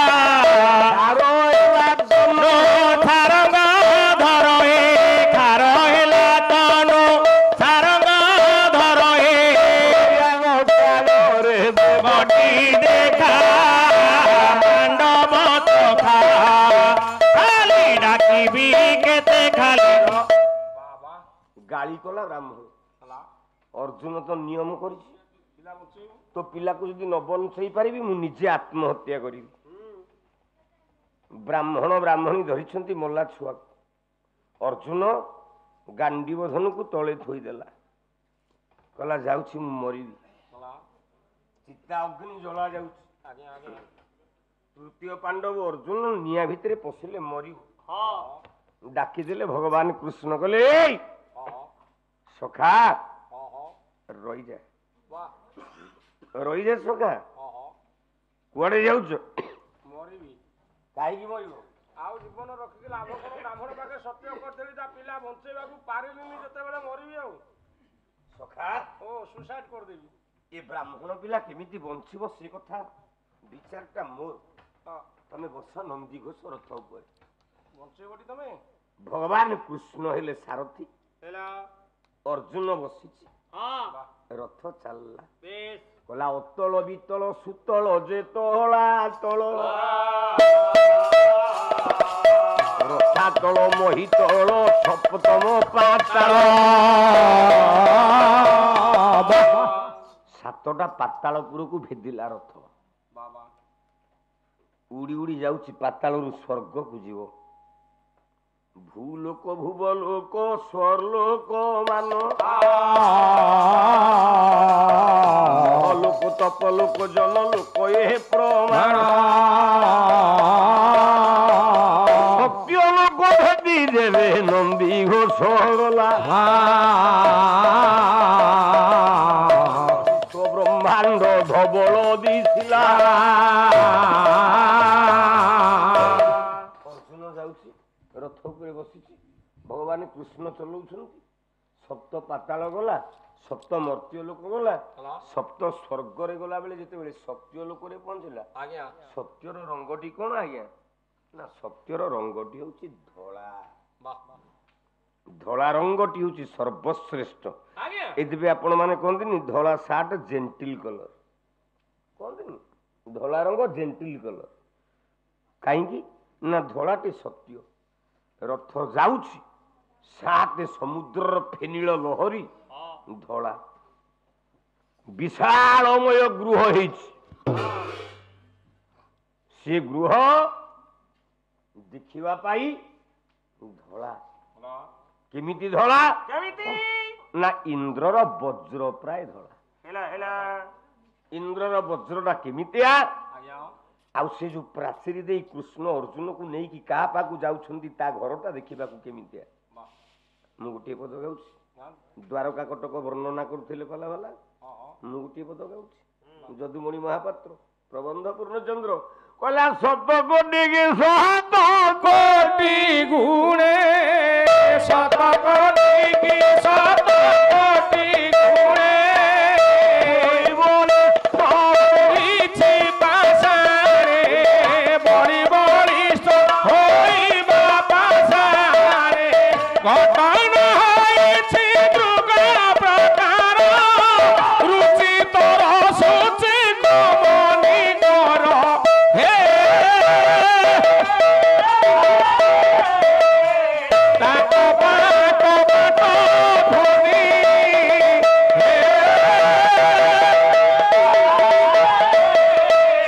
ତାକ ବାଟ ବାଟ ଭନି ବିହରୁ କୈଳାସେ ମୟୂର ବିରସେ ବିହରୁ ମୟୂର ବିରସେ ଏ ଭୟ ଭଜନ୍ତି ସେ ନାନୀ ହେ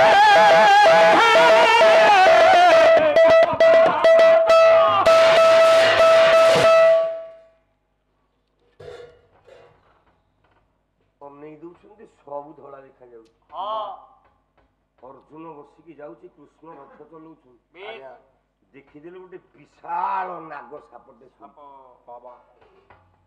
ସେ ନାଗ ସାପ ଯେମିତି ଆମ ନନା କହିଲେ, ଆମେ ଯୋଉ ଝିଅର ବାପା କହିଲେ ଭାଇନା କପିଳନାଥ ଦର୍ଶନ କରି ଯିବାନି, ପାଖରେ ଶିବ ମନ୍ଦିର। ମୁଁ କହିଲି ହଁ ଯିବା। ଆଉ ଜଣେ ବୁଢା ବାପା ଥିଲେ, କହିଲେ ନିଷ୍ଠାର ସହିତ ଯିବ, ନହେଲେ ଖାଲି ନାଗ ସାପ ଗୁରା ମୁଁ କହିଲି ମୋର ଆଉ ଯିବାର ନାହିଁ। ଯଦି ନାଗ ଏତେ ବୁଲୁଛନ୍ତି ମୋର କିଏ କପିଳନାଥ ଦେଖିବାକୁ ଯିବ। ମୁଁ କହିଲି ଯିବି। ମୁଁ ଝାଡା ବସିକି ମନ୍ଦିରକୁ ଯିବି। ମୋ ହୃଦୟଟା ଯଦି ପବିତ୍ର, ମୋ ମନଟା ଯଦି ପବିତ୍ର, ମୋ ଆତ୍ମା ଯଦି ପବିତ୍ର, ଆଉ ଏ ଦେହର ଡ୍ରେସ କାଲି ରାତିରେ ପିନ୍ଧିଥିଲି, ଆଜି ରାତିରେ ଯିବିନି। ହଇବ ବାବୁ, ତମେ ଯୋଉ ପୁରୀ ବୁଲିବାକୁ ଯାଉଛ, କିଏ ମୟୂରଭଞ୍ଜ କେନ୍ଦୁଝରରୁ ଆଉଛି, ଯୋଉ ପ୍ୟାଣ୍ଟ ସାର୍ଟ ପିନ୍ଧିକି ଆଇଛି ତା ପୂର୍ବ ଦିନ, ତା ପରଦିନ ସେ କଣ ଧୋଇକି ମନ୍ଦିରକୁ ଯାଉଛି? ନାଇଁ ତ। ତେଣୁ ସ୍ନାନ ହେଲା 5 ପ୍ରକାର: ବୈଷ୍ଣବୀୟ ସ୍ନାନ, ବିଷ୍ଣବ ସ୍ନାନ, ନୈଋତ୍ୟ ସ୍ନାନ, ବୈଦିକ ସ୍ନାନ ଆଉ ଶୁଦ୍ଧ ସ୍ନାନ। 5 ପ୍ରକାର ଗାଧେଇବା ଆଉ। ଝାଡା ବସିକି ଆସୁଥିବୁ, ପାଣି ନଥାଉ, ତଥାପି ଚଳିବ। ମୁଁ ପତର ହସି ଦଉଥିଲି, ତତେ ମୁଣ୍ଡିଆ ମାରିବି, କହିଲା ପତର ହସି ଦଉଥିଲି। ତୋର ମହାଜ୍ଞାନ ପିଲାଦିନେ ଆଉ। ଆରେ ମୂର୍ଖ, ଗାଧେଇ ନଥାଉ, ଧୂଳି ଟିକେ ଆଣିବୁ, 2 ହାତରେ ବୁଲି ଦେଇକି ମୁଣ୍ଡରେ ମାରିଦବୁ, ଧୂଳି ଗାଧେଇବୁ ଆଉ। ସେ ହଉଛି ବିଷ୍ଣୁ ସ୍ନାନ। ଏଇଟା ହଉଛି ଜାଳ ଦିନେ ହବ ଆଉ, ଚଳିବ। ତତେ ବୁଝେଇ ପାରିବିନି, ତୁ ଚୁପକିନି ବସ। କହିଲା ଏଟା ଜାଡ ଦିନ। ସଜ୍ଜନ ବର୍ଗେ ଦେଖିଲା ଗୋଟେ ନାଗ ସାପ। ସେ ନାଗଟା ହଉଛି କି ଶ୍ଵେତ ଛତ୍ରଂ ଶ୍ଵେତ ରମ୍ୟଂ ଚତୁରିତଂ ଶ୍ଵେତଂ ସନନ୍ତଂ ନାଗ। ସେ ନାଗଟା ଶୋଇଛି, ତା ଉପରେ ଜଣେ ଧଳା ଡ୍ରେସ ପିନ୍ଧିକି ଶୋଇଛି। ସେ କିଏ? ଶାନ୍ତାକାରଂ ଭୁଜଗ ଶୟନଂ ପଦ୍ମନାଭ ସୁରେଶଂ ସ୍ୱାଧାରଂ ଗଗନ ସଦୃଶଂ ମେଘବର୍ଣ୍ଣ ଶୁଭାଗମ୍ୟଂ ଲକ୍ଷ୍ମୀକାନ୍ତମ କମଳ ନୟନ ଧ୍ୟାନଗମ୍ୟ ବିଷ୍ଣୁ ଭବ ହର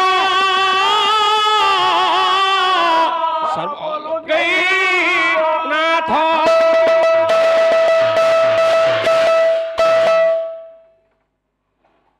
ଜଣେ ଧଳା ଡ୍ରେସ ପିନ୍ଧିକି ଶୋଇଛି। ଆରେ ଯଦି ନୃସିଂହତାର ଟିକେ ସୁର ନଥାନ୍ତା, ଏ ଓଡିଶାରେ ଯୋଉମାନେ କହୁଛନ୍ତି ଗାଇବା ଗାୟକ ମତେ ହଳ ବୁଲାନ୍ତି। ତେଣୁ 4 ଧାର ହେଲେ ଯାଇକି ଗାୟକ ହବ। ଏମାନଙ୍କର ଧାର ଗୋଟିଏ କି 1.5ଟା ନେଇକି ଧାର, ଆଙ୍କର 2.5 ଧାର ଯାକେ ଯାଇନି। ପେଟରେ ମୁଁ ଭରି କରିକି ଆଣିନି, ଜାଣିଛୁ? ଗୋଟାଏ ଧଳା ଡ୍ରେସ ପିନ୍ଧିକି ଜଣେ ଶୋଇଛି, ଆଉ ଗୋଟେ ଧଳା ଡ୍ରେସ ପିନ୍ଧିକି ଗୋଟେ ନାରୀଟେ ତା ଗୋଡ ମୋଡୁଛି। ଏଇ ଲୋକର ଯୋଉଟା ମୋଡୁଥିଲା ସେ କିଏ? ଧଳା ଡ୍ରେସ ପିନ୍ଧିଛି। ଏଇଥିପାଇଁ ମାଣବସା ଗୁରୁବାରରେ ମା ମାନେ ତମେ ସବୁ ଧଳା ଟୋପି ଟୋପି ଦେଇକି ଡ୍ରେସ୍ ବୋଲେ ଶାଢୀ ପିନ୍ଧ। ମୋ ସ୍ତ୍ରୀ ତ ସବୁଦିନ ପିନ୍ଧିକି ବୁଲୁଛି ଆଉ। ତୋ ସ୍ତ୍ରୀଟା ବିଧବାଟା ସେ କଥା ପ୍ରକୃତିରେ ସତ ରହସ୍ୟ ଭାବୁଛ। ଆରେ ଶୁଣ, ସିଏ ତ ମାଉସୀ ପୁଅକୁ ବାହା ହେଇଥିଲା, ତାପରେ ତୁ ତାକୁ ନେଇକି ପଳେଇ ଆଇଲୁ ବସନ୍ତ ଝିଅକୁ, ବୁଝିପାରିଲୁ? ତେଣୁ ସେ ତ ପ୍ରଥମରୁ ବିଧବା, ତୁ ତାକୁ ବାହାଇନୁ ରଖିଛୁ, ସିଏ କେମିତି ଆଉ ନାଲି ଶାଢ଼ୀ? ମଣିଷ ପ୍ରକୃତି ମଲେ ତୁଟେ ଘୁଷୁରୀ ପ୍ରକୃତି ପକେ ଲୁଟେ, କୁଆଡେ ଯିବ ବାପା? ଜଣେ ମରୁଛି କଲା ଓଘାରି ଅଙ୍ଘ୍ରିକି ଅମ୍ବୁଜ କରି ଅଙ୍ଘ୍ରିକି ଅମ୍ବୁଜ କରି ଅଙ୍ଘ୍ରିକି ଅମ୍ବୁଜ କରି ଓଘାରି ଅଙ୍ଘ୍ରିକି କବି ବବିବାର ଛବି ଚାତୁରୀ କବି ବବିବାର ଛବି ଚାତୁରୀ ତପକାରୀ ସର୍ବଇନା ତପକାରୀ চপুর পঞ্চরস বদন হে কাহা কীর্তি গুণ গাই হে কাহা কীর্তি গুণ গাই হে অতপতর সশস্ত্রে চকু বুদতি যাহাকু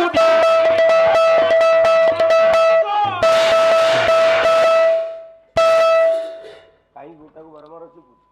ଆଜ୍ଞା ଟାଇମ୍ ତୋର ହେଇଗଲାଣି ତମର। ଆରେ 12ଟା ବାଜିଗଲା ପରେ ଆମେ ପିଣ୍ଡାଲରୁ ଯାଇପାରିବା? ଶୁଣନ୍ତୁ ଗୋଟେ କଥା କହିବି ଆପଣଙ୍କୁ, ଆପଣ କଣ ଚଷାଟିଆ ଲୋକ? ନା, ବ୍ରାହ୍ମଣ ଲୋକ। ବ୍ରାହ୍ମଣ ଲୋକ। ମୁଁ କୋଉ ଲୋକ? ତଥାଟିଆ ଲୋକ। ବିଜୁଳିକୁ କାମ ହେଇଥିବ, ଲୋକ ନେଇକି ଯାଇଥିବୁ ମୂଲିଆ, ତୁ ଗୋଟେ ସାଇଡରେ ପଡ଼ିକି କାମ କରୁଥିବୁ, ମୂଲିଆ ଗୋଟେ ପାଖରେ କରିଥିବି। ଆଚ୍ଛା ତୁ ତ ପାଖରେ ଅଛୁ, ବିଲ ବେଳାଟା ତ ପାଖରେ ଅଛନ୍ତି, ସେ କଣ ହଠାତ୍ ଉଠିକି ପଳେଇ ଆସିବେ? ଯେମିତି ଟାଇମ୍ ହେଇ ଆସିବ ସେ ତା ଉପରକୁ ଟିକେ କାଦୁଅ, ସେ ତା ଉପରକୁ ଟିକେ କାଦୁଅ, ତାଙ୍କ ଠାର ସେ ଆଉ କହିବେନି ଦାମ ଭାଇ ଯିବା ହାରି, ତୁ ଅଛୁ ପାଖରେ ନା ବିଲ ବେଲା, ସେ କେହି କାହାକୁ କହିବେନି, କାଦୁଅ ଫୋପାଡ଼ିବେ। ମୁଁ ଏମିତି କରି ପାଟିରେ କିଆ କହିବି ଟିକେ ଚୁମୁଟି ଦେବି। ରହ 12ଟା ବାଜିଯାଉ ପଳେଇବା। ସାରେ ଗୋଟେ ବାଜିବ କଣ?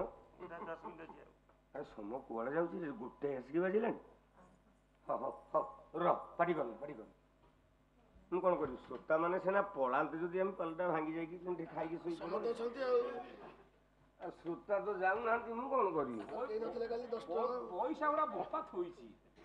କାଲି ମୋ ପ୍ରଥମ ଦାଗରେ 300 ଲୋକ ବାପା ବସିଥିଲେ, ଦ୍ୱିତୀୟ ଦାଗ ମୁଁ ଡ୍ରେସ୍ ବଦଳିଲା ବେଳକୁ ଆଉ 11 ଜଣ। 11? ମୁଁ ପରା ଏଇପଟ ଘରକୁ ଗଲି, ଝିଅ ହରିକା କହିଲେ ଆମ ଘରେ ଟିକେ ଚାମର ଦେବ, ମୁଁ ତାଙ୍କ ଘରକୁ ପଶି ଯାଇଛି, ଚାମର ପକେଇକି ଇଆଡ଼ୁ ଆଇଲା ଆସିକି ଇଆଡ଼େ କହିଲି 2 ପଇସା ହେଇଯିବ। ଆରେ ହେଠୁ ବାହାରିଲା ଆସିକି ଆଉ କେହି ନାହିଁ, ମୋ ବେପାର ମାନ୍ଦା ପୁରା ବାପା। ଆମେ ଚାମର ପଇସା କାଲି କିଛି ପାଇନି। ହଉ ହଉ ହଉ ରହ। ସଜନ ବର୍ଗେ ଗୋଟାଏ ଧଳା ନାଗ ଉପରେ ଶୋଇଛନ୍ତି ଅନନ୍ତ ସାଇନ ଭଗବାନ ବିଷ୍ଣୁ ବୋଲେ ନାରାୟଣ।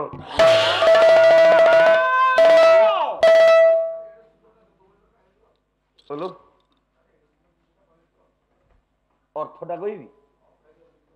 ଅଘାରି ଅଙ୍ଘ୍ରିକି ଅମ୍ବୁଜ କରି। ଅଘାରି ଅଘ ଯୁକ୍ତ ଅରିସ ମାନେ ଅଘାରି। ଅଘ ବୋଲେ ପାପ, ଅଘ ବୋଲେ ଅସୁର, ଅସୁର ମାନଙ୍କ ଶତ୍ରୁ, ପାପ ମାନଙ୍କର ଶତ୍ରୁ କିଏ? ନା ନାରାୟଣ।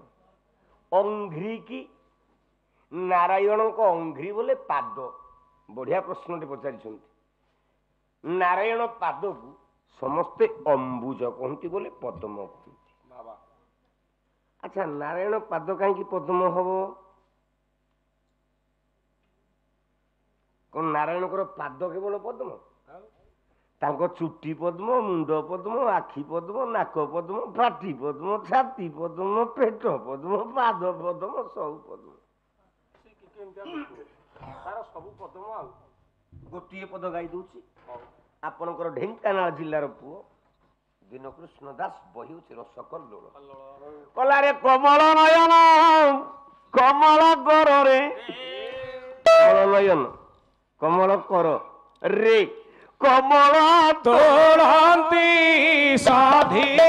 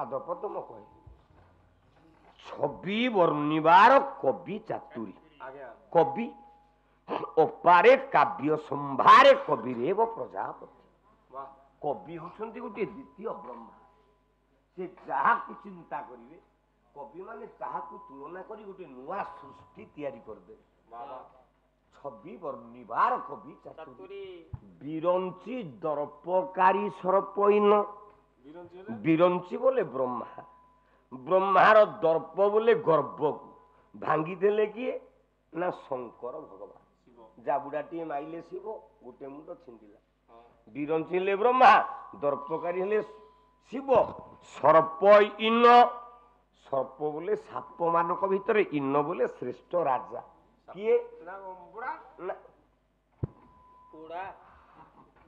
ଏଟା ଏଡେ ବଡ ମୂର୍ଖଟାକୁ ମୁଁ ପାଳିଆ କରୁଛି କହୁଛି ସାପ ମାନଙ୍କ ଭିତରେ ରାଜା ହଉଛି ବୋଡା ଛୋଟ ଲୋକ ସାପ ମାନଙ୍କ ଭିତରେ ରାଜା ହଉଛି ଅନନ୍ତ ନାଗ ଆରେ ବ୍ରହ୍ମା 4 8 15 20 ଶତ ନେତ୍ରକୁ ମୁଦନ୍ତି କାହାକୁ ଧ୍ୟାଇ ଏମିତି ଯଦି ଗୋଟେ ଗୋଟେ ଗାୟକ ମାନଙ୍କୁ ପଚାରିବେ ଆପଣ ବସିକି ସାହିତ୍ୟ ତାହେଲେ ସାହିତ୍ୟ ଉନ୍ନତି କରିବ ବୁଦ୍ଧି ବଢାଇଛ ଗାୟକଙ୍କର ନହେଲେ ପାଲା ବାଲା ଖାଲି କଣ ଖାଲି ଗାଇ ଦେଇକି 14 ଅକ୍ଷରରେ ପଳେଇଲେ ପାଲା ହେଇଯିବ ଆପଣ ମାନେ ଏମିତି ପଦେ ପଦେ ପଚାରିବା ଦରକାର ମୁଁ ଆପଣଙ୍କୁ ନମସ୍କାର କରୁଛି ଅଷ୍ଟ ବୋଲେ ବ୍ରହ୍ମାଙ୍କର 4ଟା ମୁଣ୍ଡରେ 8ଟା 15 ଶିବଙ୍କର 5ଟା ମୁଣ୍ଡରେ 15 ଆଖି ଆଜ୍ଞା ଅଷ୍ଟ 15 20 ଶତ ନେତ୍ରକୁ ଅନନ୍ତ ନାଗର 1000 ଫଣା 1000 ଫଣାରେ 2000 ଆଖି 20 ଶତ 2000 ଆଖି ଯାହାକୁ ଧ୍ୟାୟନ୍ତି ସିଏ କି ମୋ ବାପାଙ୍କ ପାଇଁ ଆଉ ଗୋଟେ ପଦ ପରିଶ୍ରମ କରୁଛି ସେଇ ଯଦୁମଣି ମହାପାତ୍ର ତା ତଳ ଧାଡରେ ଆଉ ଟିକେ ବୁଝେଇଦେଲେ କହିଲା ମହେନ୍ଦ୍ର ମଣି ସୁନ୍ଦର ଯଦୁ ପୁରନ୍ଦର କନ୍ଦର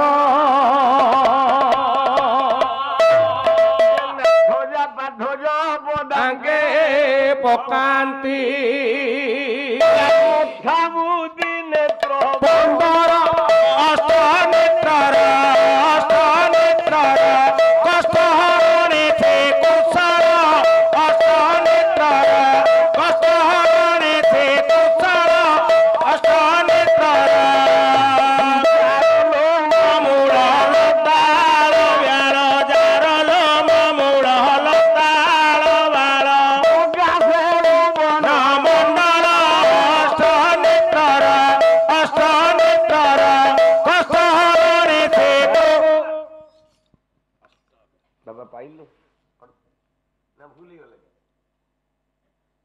ସଜ୍ଜନ ବର୍ଗେ ଦେଖିଲେ ଶ୍ଵେତ ଚାମର ବରଫ ଧଳା ନାଗସାପ ଧଳା ଯିଏ ଶୋଇଛି ଧଳା ତା ସ୍ତ୍ରୀ ଦେଖିବାକୁ ଧଳା ସବୁ ଧଳା ଅର୍ଜୁନ ଚମକିଲା କହିଲା ବୋପାଲୋ ଇଏ ରୂପ ତ ମୁଁ କେବେ ଦେଖିନି ତା ଖମ୍ବ ଧଳା ଛାତ ଧଳା ତା ପ୍ଲିନ୍ଥି ପତନ ଧଳା ତା କବାଟ ଧଳା ତା ରବେ ନାଇଁ ତତେ ଆଜ୍ଞା କରନ୍ତୁ ତୁ ମୋ ସାରେ ଯୋଉଦିନ ପାଲାକୁ ଆସିବି ବୋଲି ଫୋନ କଲ ବାପା ମୋ ଧନରେ ବାହାରି ପଡିବୁ ମୋ ବାହାଟା ପରା ଏମିତି କହୁଥିଲେ ସେଦିନ ଭାରି କଣିଆ କଥା ଆଜି କଣ ବେବା କରୁଛ ବାବା ଆରେ ମୁଁ କହିଲି ଧନ ଆବେ ଯିବା କଣ ଅସୁବିଧା ତତେ ବେବା କରିବିନି ତୁ କଣ ମୋ ସାରେ ତ ଗୋଡ ଧରିକି ମୁଣ୍ଡିଆ ମାରିବି ପାଲାକୁ ବାହାରିକି ଆସିଲା ବେଳେ ଯଦି ବାଗା ସାଗା କରିକି ନ କରୁ ପାଡିଆ କାଳେ ଆସିବେନି ଡରିକି ଆଜ୍ଞା ପାଜ୍ଞା ପେଣ୍ଡାରୁ କାହିଲା ଧୁଡୁ କହିଲେ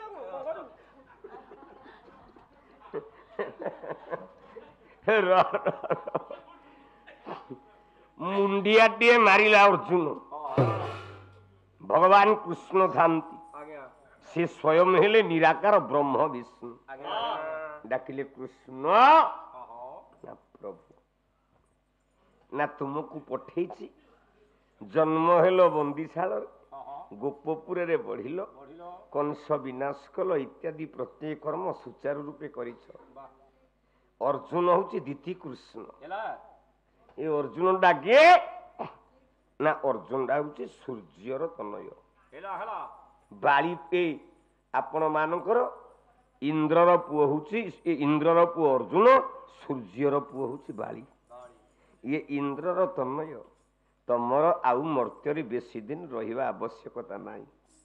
ମୁଁ ଏ ବ୍ରାହ୍ମଣ ପିଲାମାନଙ୍କୁ ତମେ କେହି ମରେଇନ, ମୁଁ ମରେଇଛି। କାରଣ ତମେ ମୋ ପାଖକୁ ଆସିଲେ ମୋ ପାଖରୁ ମୁଦା ନବ। ମୁଦା ବୋଲେ ଆମ ଖୋର୍ଦ୍ଧା ଜିଲ୍ଲାରେ ଜଣେ ବାବାଜୀ ଥିଲେ, ମନେ ପକାନ୍ତୁ, ତାଙ୍କ ନାଁ ହେଉଛି କଇଁଫୁଲିଆ ବାବା। ବାବାଜୀଙ୍କ ନାଁ କଇଁଫୁଲିଆ ବାବା। ଜଣେ ଲୋକ ଯାଇ ପହଞ୍ଚିଲା, ଆଜ୍ଞା ମୋ ପୁଅ ପେଟ କାଟୁଛି, ଝାଡ଼ା ହଉଛି, କେମିତି ଭଲ ହବ? ଯୋଉ ଗଛର ପତ୍ର ଦେବେ, ଆଜ୍ଞା ମୋ ଝିଅ ବାହାଘର ହଉନି, ସେଇ ଗଛର ପତ୍ର। ଆଜ୍ଞା ମୋ ପୁଅ କେମିତି ପାସ୍ କରିବ? ତୁ ଶୁଣ, ଏକାବେଳେ ଗୋଟେ ବଡ ପତ୍ର ଦେଇ ଦଉଛି, ଯିଏ କହିବ ସମତି କହିଥିବୁ, ତୁ ଛିଣ୍ଡେଇକି ଦବୁ। ସେଇ ଗୋଟିଏ ପତ୍ରକୁ ପୁଅ ଝାଡ଼ା ହେଲେ ମେଡିସିନ ସେଇଆ, ଝିଅ ବାହାଘର ନହେଲେ ସେଇ ମେଡିସିନ, ଘର ପ୍ରତିଷ୍ଠା ହବ ସେଇ ମେଡିସିନ, ପୁଅ ଚାକିରି କରିବ ସେଇ ମେଡିସିନ। ଗୋଟିଏ ପତ୍ର, କମ୍ପାନୀ ଗୋଟିଏ। ବାବାଜୀ ହେଲେ କଇଁଫୁଲିଆ ବାବା। ଭଗବାନ କୃଷ୍ଣଙ୍କୁ କହିଲେ ନାରାୟଣ ବିଷ୍ଣୁ ରୂପ କଣାକାର ମୂର୍ତ୍ତି, ତମେ ଦୁଇ ଜଣ ଯାକ ମର୍ତ୍ତ୍ୟ କର୍ମ ସାରିଛ, ଶୀଘ୍ର ଆସି ମୋ ଦେହରେ ମିଶିଯାଅ, ମୁଁ ବ୍ରାହ୍ମଣର ପିଲାମାନଙ୍କୁ ଫେରେଇ ଦଉଛି। ନିଜ ଦେହର ଜ୍ୟୋତିରେ କଲା 9 ଜଣ ପିଲା ମରିଥିଲେ, ପ୍ରଭୁ ଦେଇଦେଲେ ଆତ୍ମାଦାନ।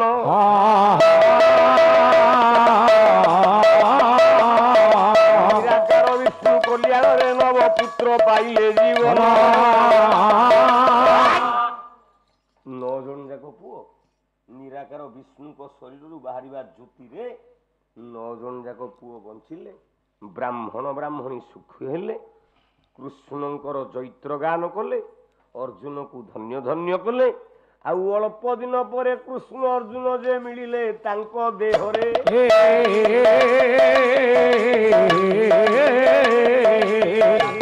ବାବୁ ଭବ ବାରାବାରୁ ମିଶିଲେ ତାର ଅଳ୍ପ ଦିନ ପରେ କୃଷ୍ଣ ଜାରାଶବର ବାଣରେ ମଲା, ଅର୍ଜୁନ ହିମାଳୟ ପର୍ବତରୁ ଗଲାବେଳେ ଗଳିକି ପଡିକି ମଲା। 2 ଜଣ ଯାକ ନିରାକାର ବିଷ୍ଣୁଙ୍କ ଦେହରେ ମିଶିଥିଲେ। କହିଲା ଶୁଣୁଥିଲେ ମୋର ପଣ୍ଡିତ ମଣ୍ଡଳୀ, ଭାବେ ଦେଇ କରି ମନ। ଅଷ୍ଟାଦଶ ପୁରାଣ। ଆଉ କଣ ଅଷ୍ଟାଦଶ ପୁରାଣ।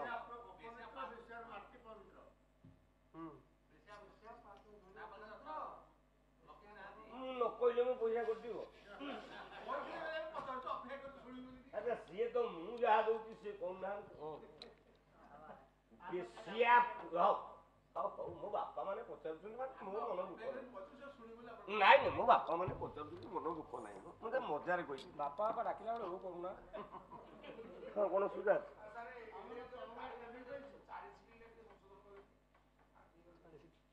ଆପଣ ମାନେ କାଲି ଯେତେ ଜ୍ଞାନୀ ମାନେ ଅଛନ୍ତି ପଚାରିଦେବେ, ମୁଁ କହିଦଉଛି।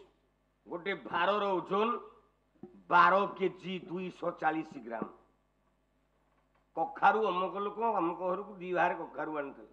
2 ଭାରେ କଖାରୁ ବୋଲି କଣ 80 କିଲେ? ନାଇଁ, 12 କେଜି 240, 12 କେଜି 240, 24 କିଲେ 480 ଗ୍ରାମ।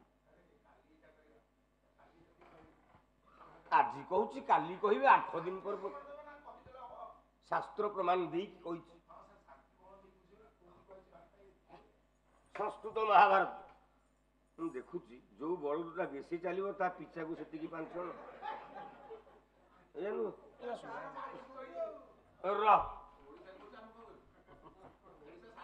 ସେ ଆପଣ ମାନଙ୍କୁ ଆଶୀର୍ବାଦ ଆଜ୍ଞା, ଆଉ କିଛି ଇଆଡେ ଇଆଡେ ବୁଲା ନେଇ, ଆମେ ଯାହା ପଚାରିଛୁ କହ।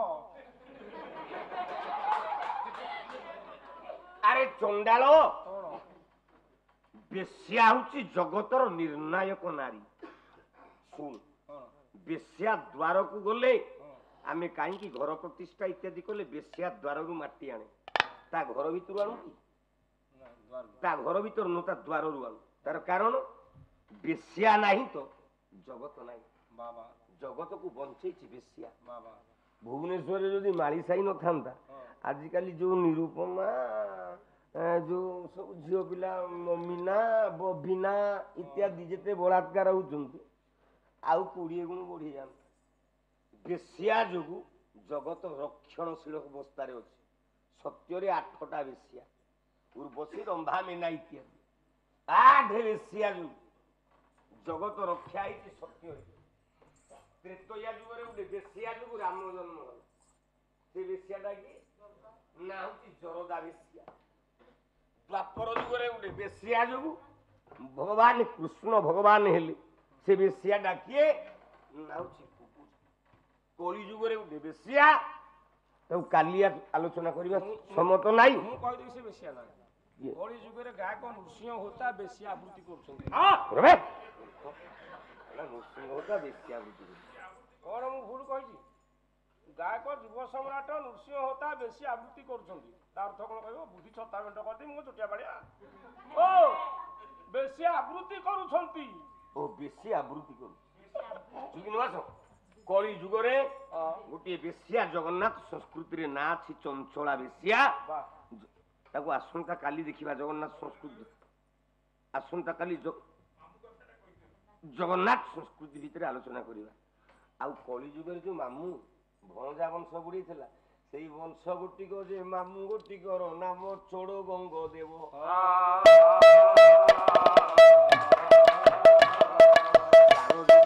ଜଗନ୍ନାଥ ସଂସ୍କୃତି ହୋଇଲା ପରାଧବ। ମାମୁଁ କି ଚୋଡ ଗଙ୍ଗ ଦେବ। ଆଚ୍ଛା ବେଶ୍ୟା ଘର ଭିତରେ ପାଦ ଦେଲେ ପାପ, କିନ୍ତୁ ବେଶ୍ୟା ଦ୍ୱାର ଆମେ ମାଟି କାହିଁକି ଆଣିବା? ନା ବ୍ରାହ୍ମଣ ଯାଇଛି ସେଇଠିକି, ବୈଷ୍ଣବ ଯାଇଛି ସେଇଠିକି, ବାବାଜୀ ଯାଇଛି ସେଇଠିକି, ମୁନି ଋଷି ଯାଇଛନ୍ତି ସେଇଠିକି, ଭଗବାନ ବି ଯାଇଛି ବେଶ୍ୟା ଘରକୁ। ପୁରାଣ ପ୍ରମାଣ ଅଛି। ସେ ଗଲାବେଳେ କଣ କରନ୍ତି?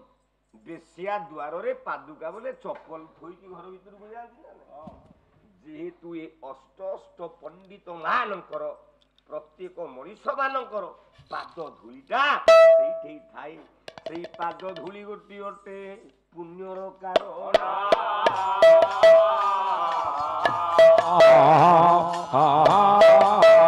ଏଣୁ ବେଶ୍ୟା ଦ୍ୱାର ମାଟି କରେ ସଞ୍ଚୟ। ଧୀରେ ଠାରୁ ଯଦି ଅନ୍ୟ ଉତ୍ତର ଯେ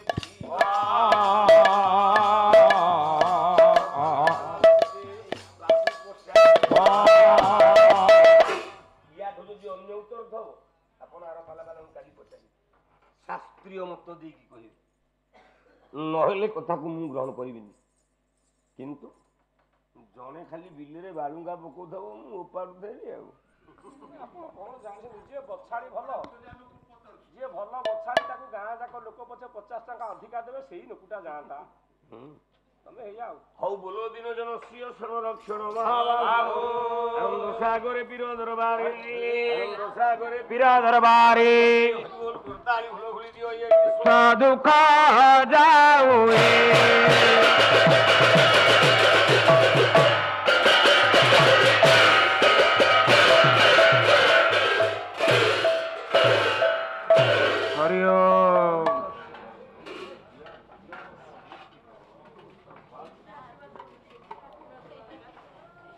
ଭଲ ପାଠ ପଢ, ଚାକିରି କଣ ଯିଏ ସବୁ ପାଠ ପଢି ସମସ୍ତେ ଚାକିରି କରିବେ ନାଇଁ। ଭଲ ମଣିଷ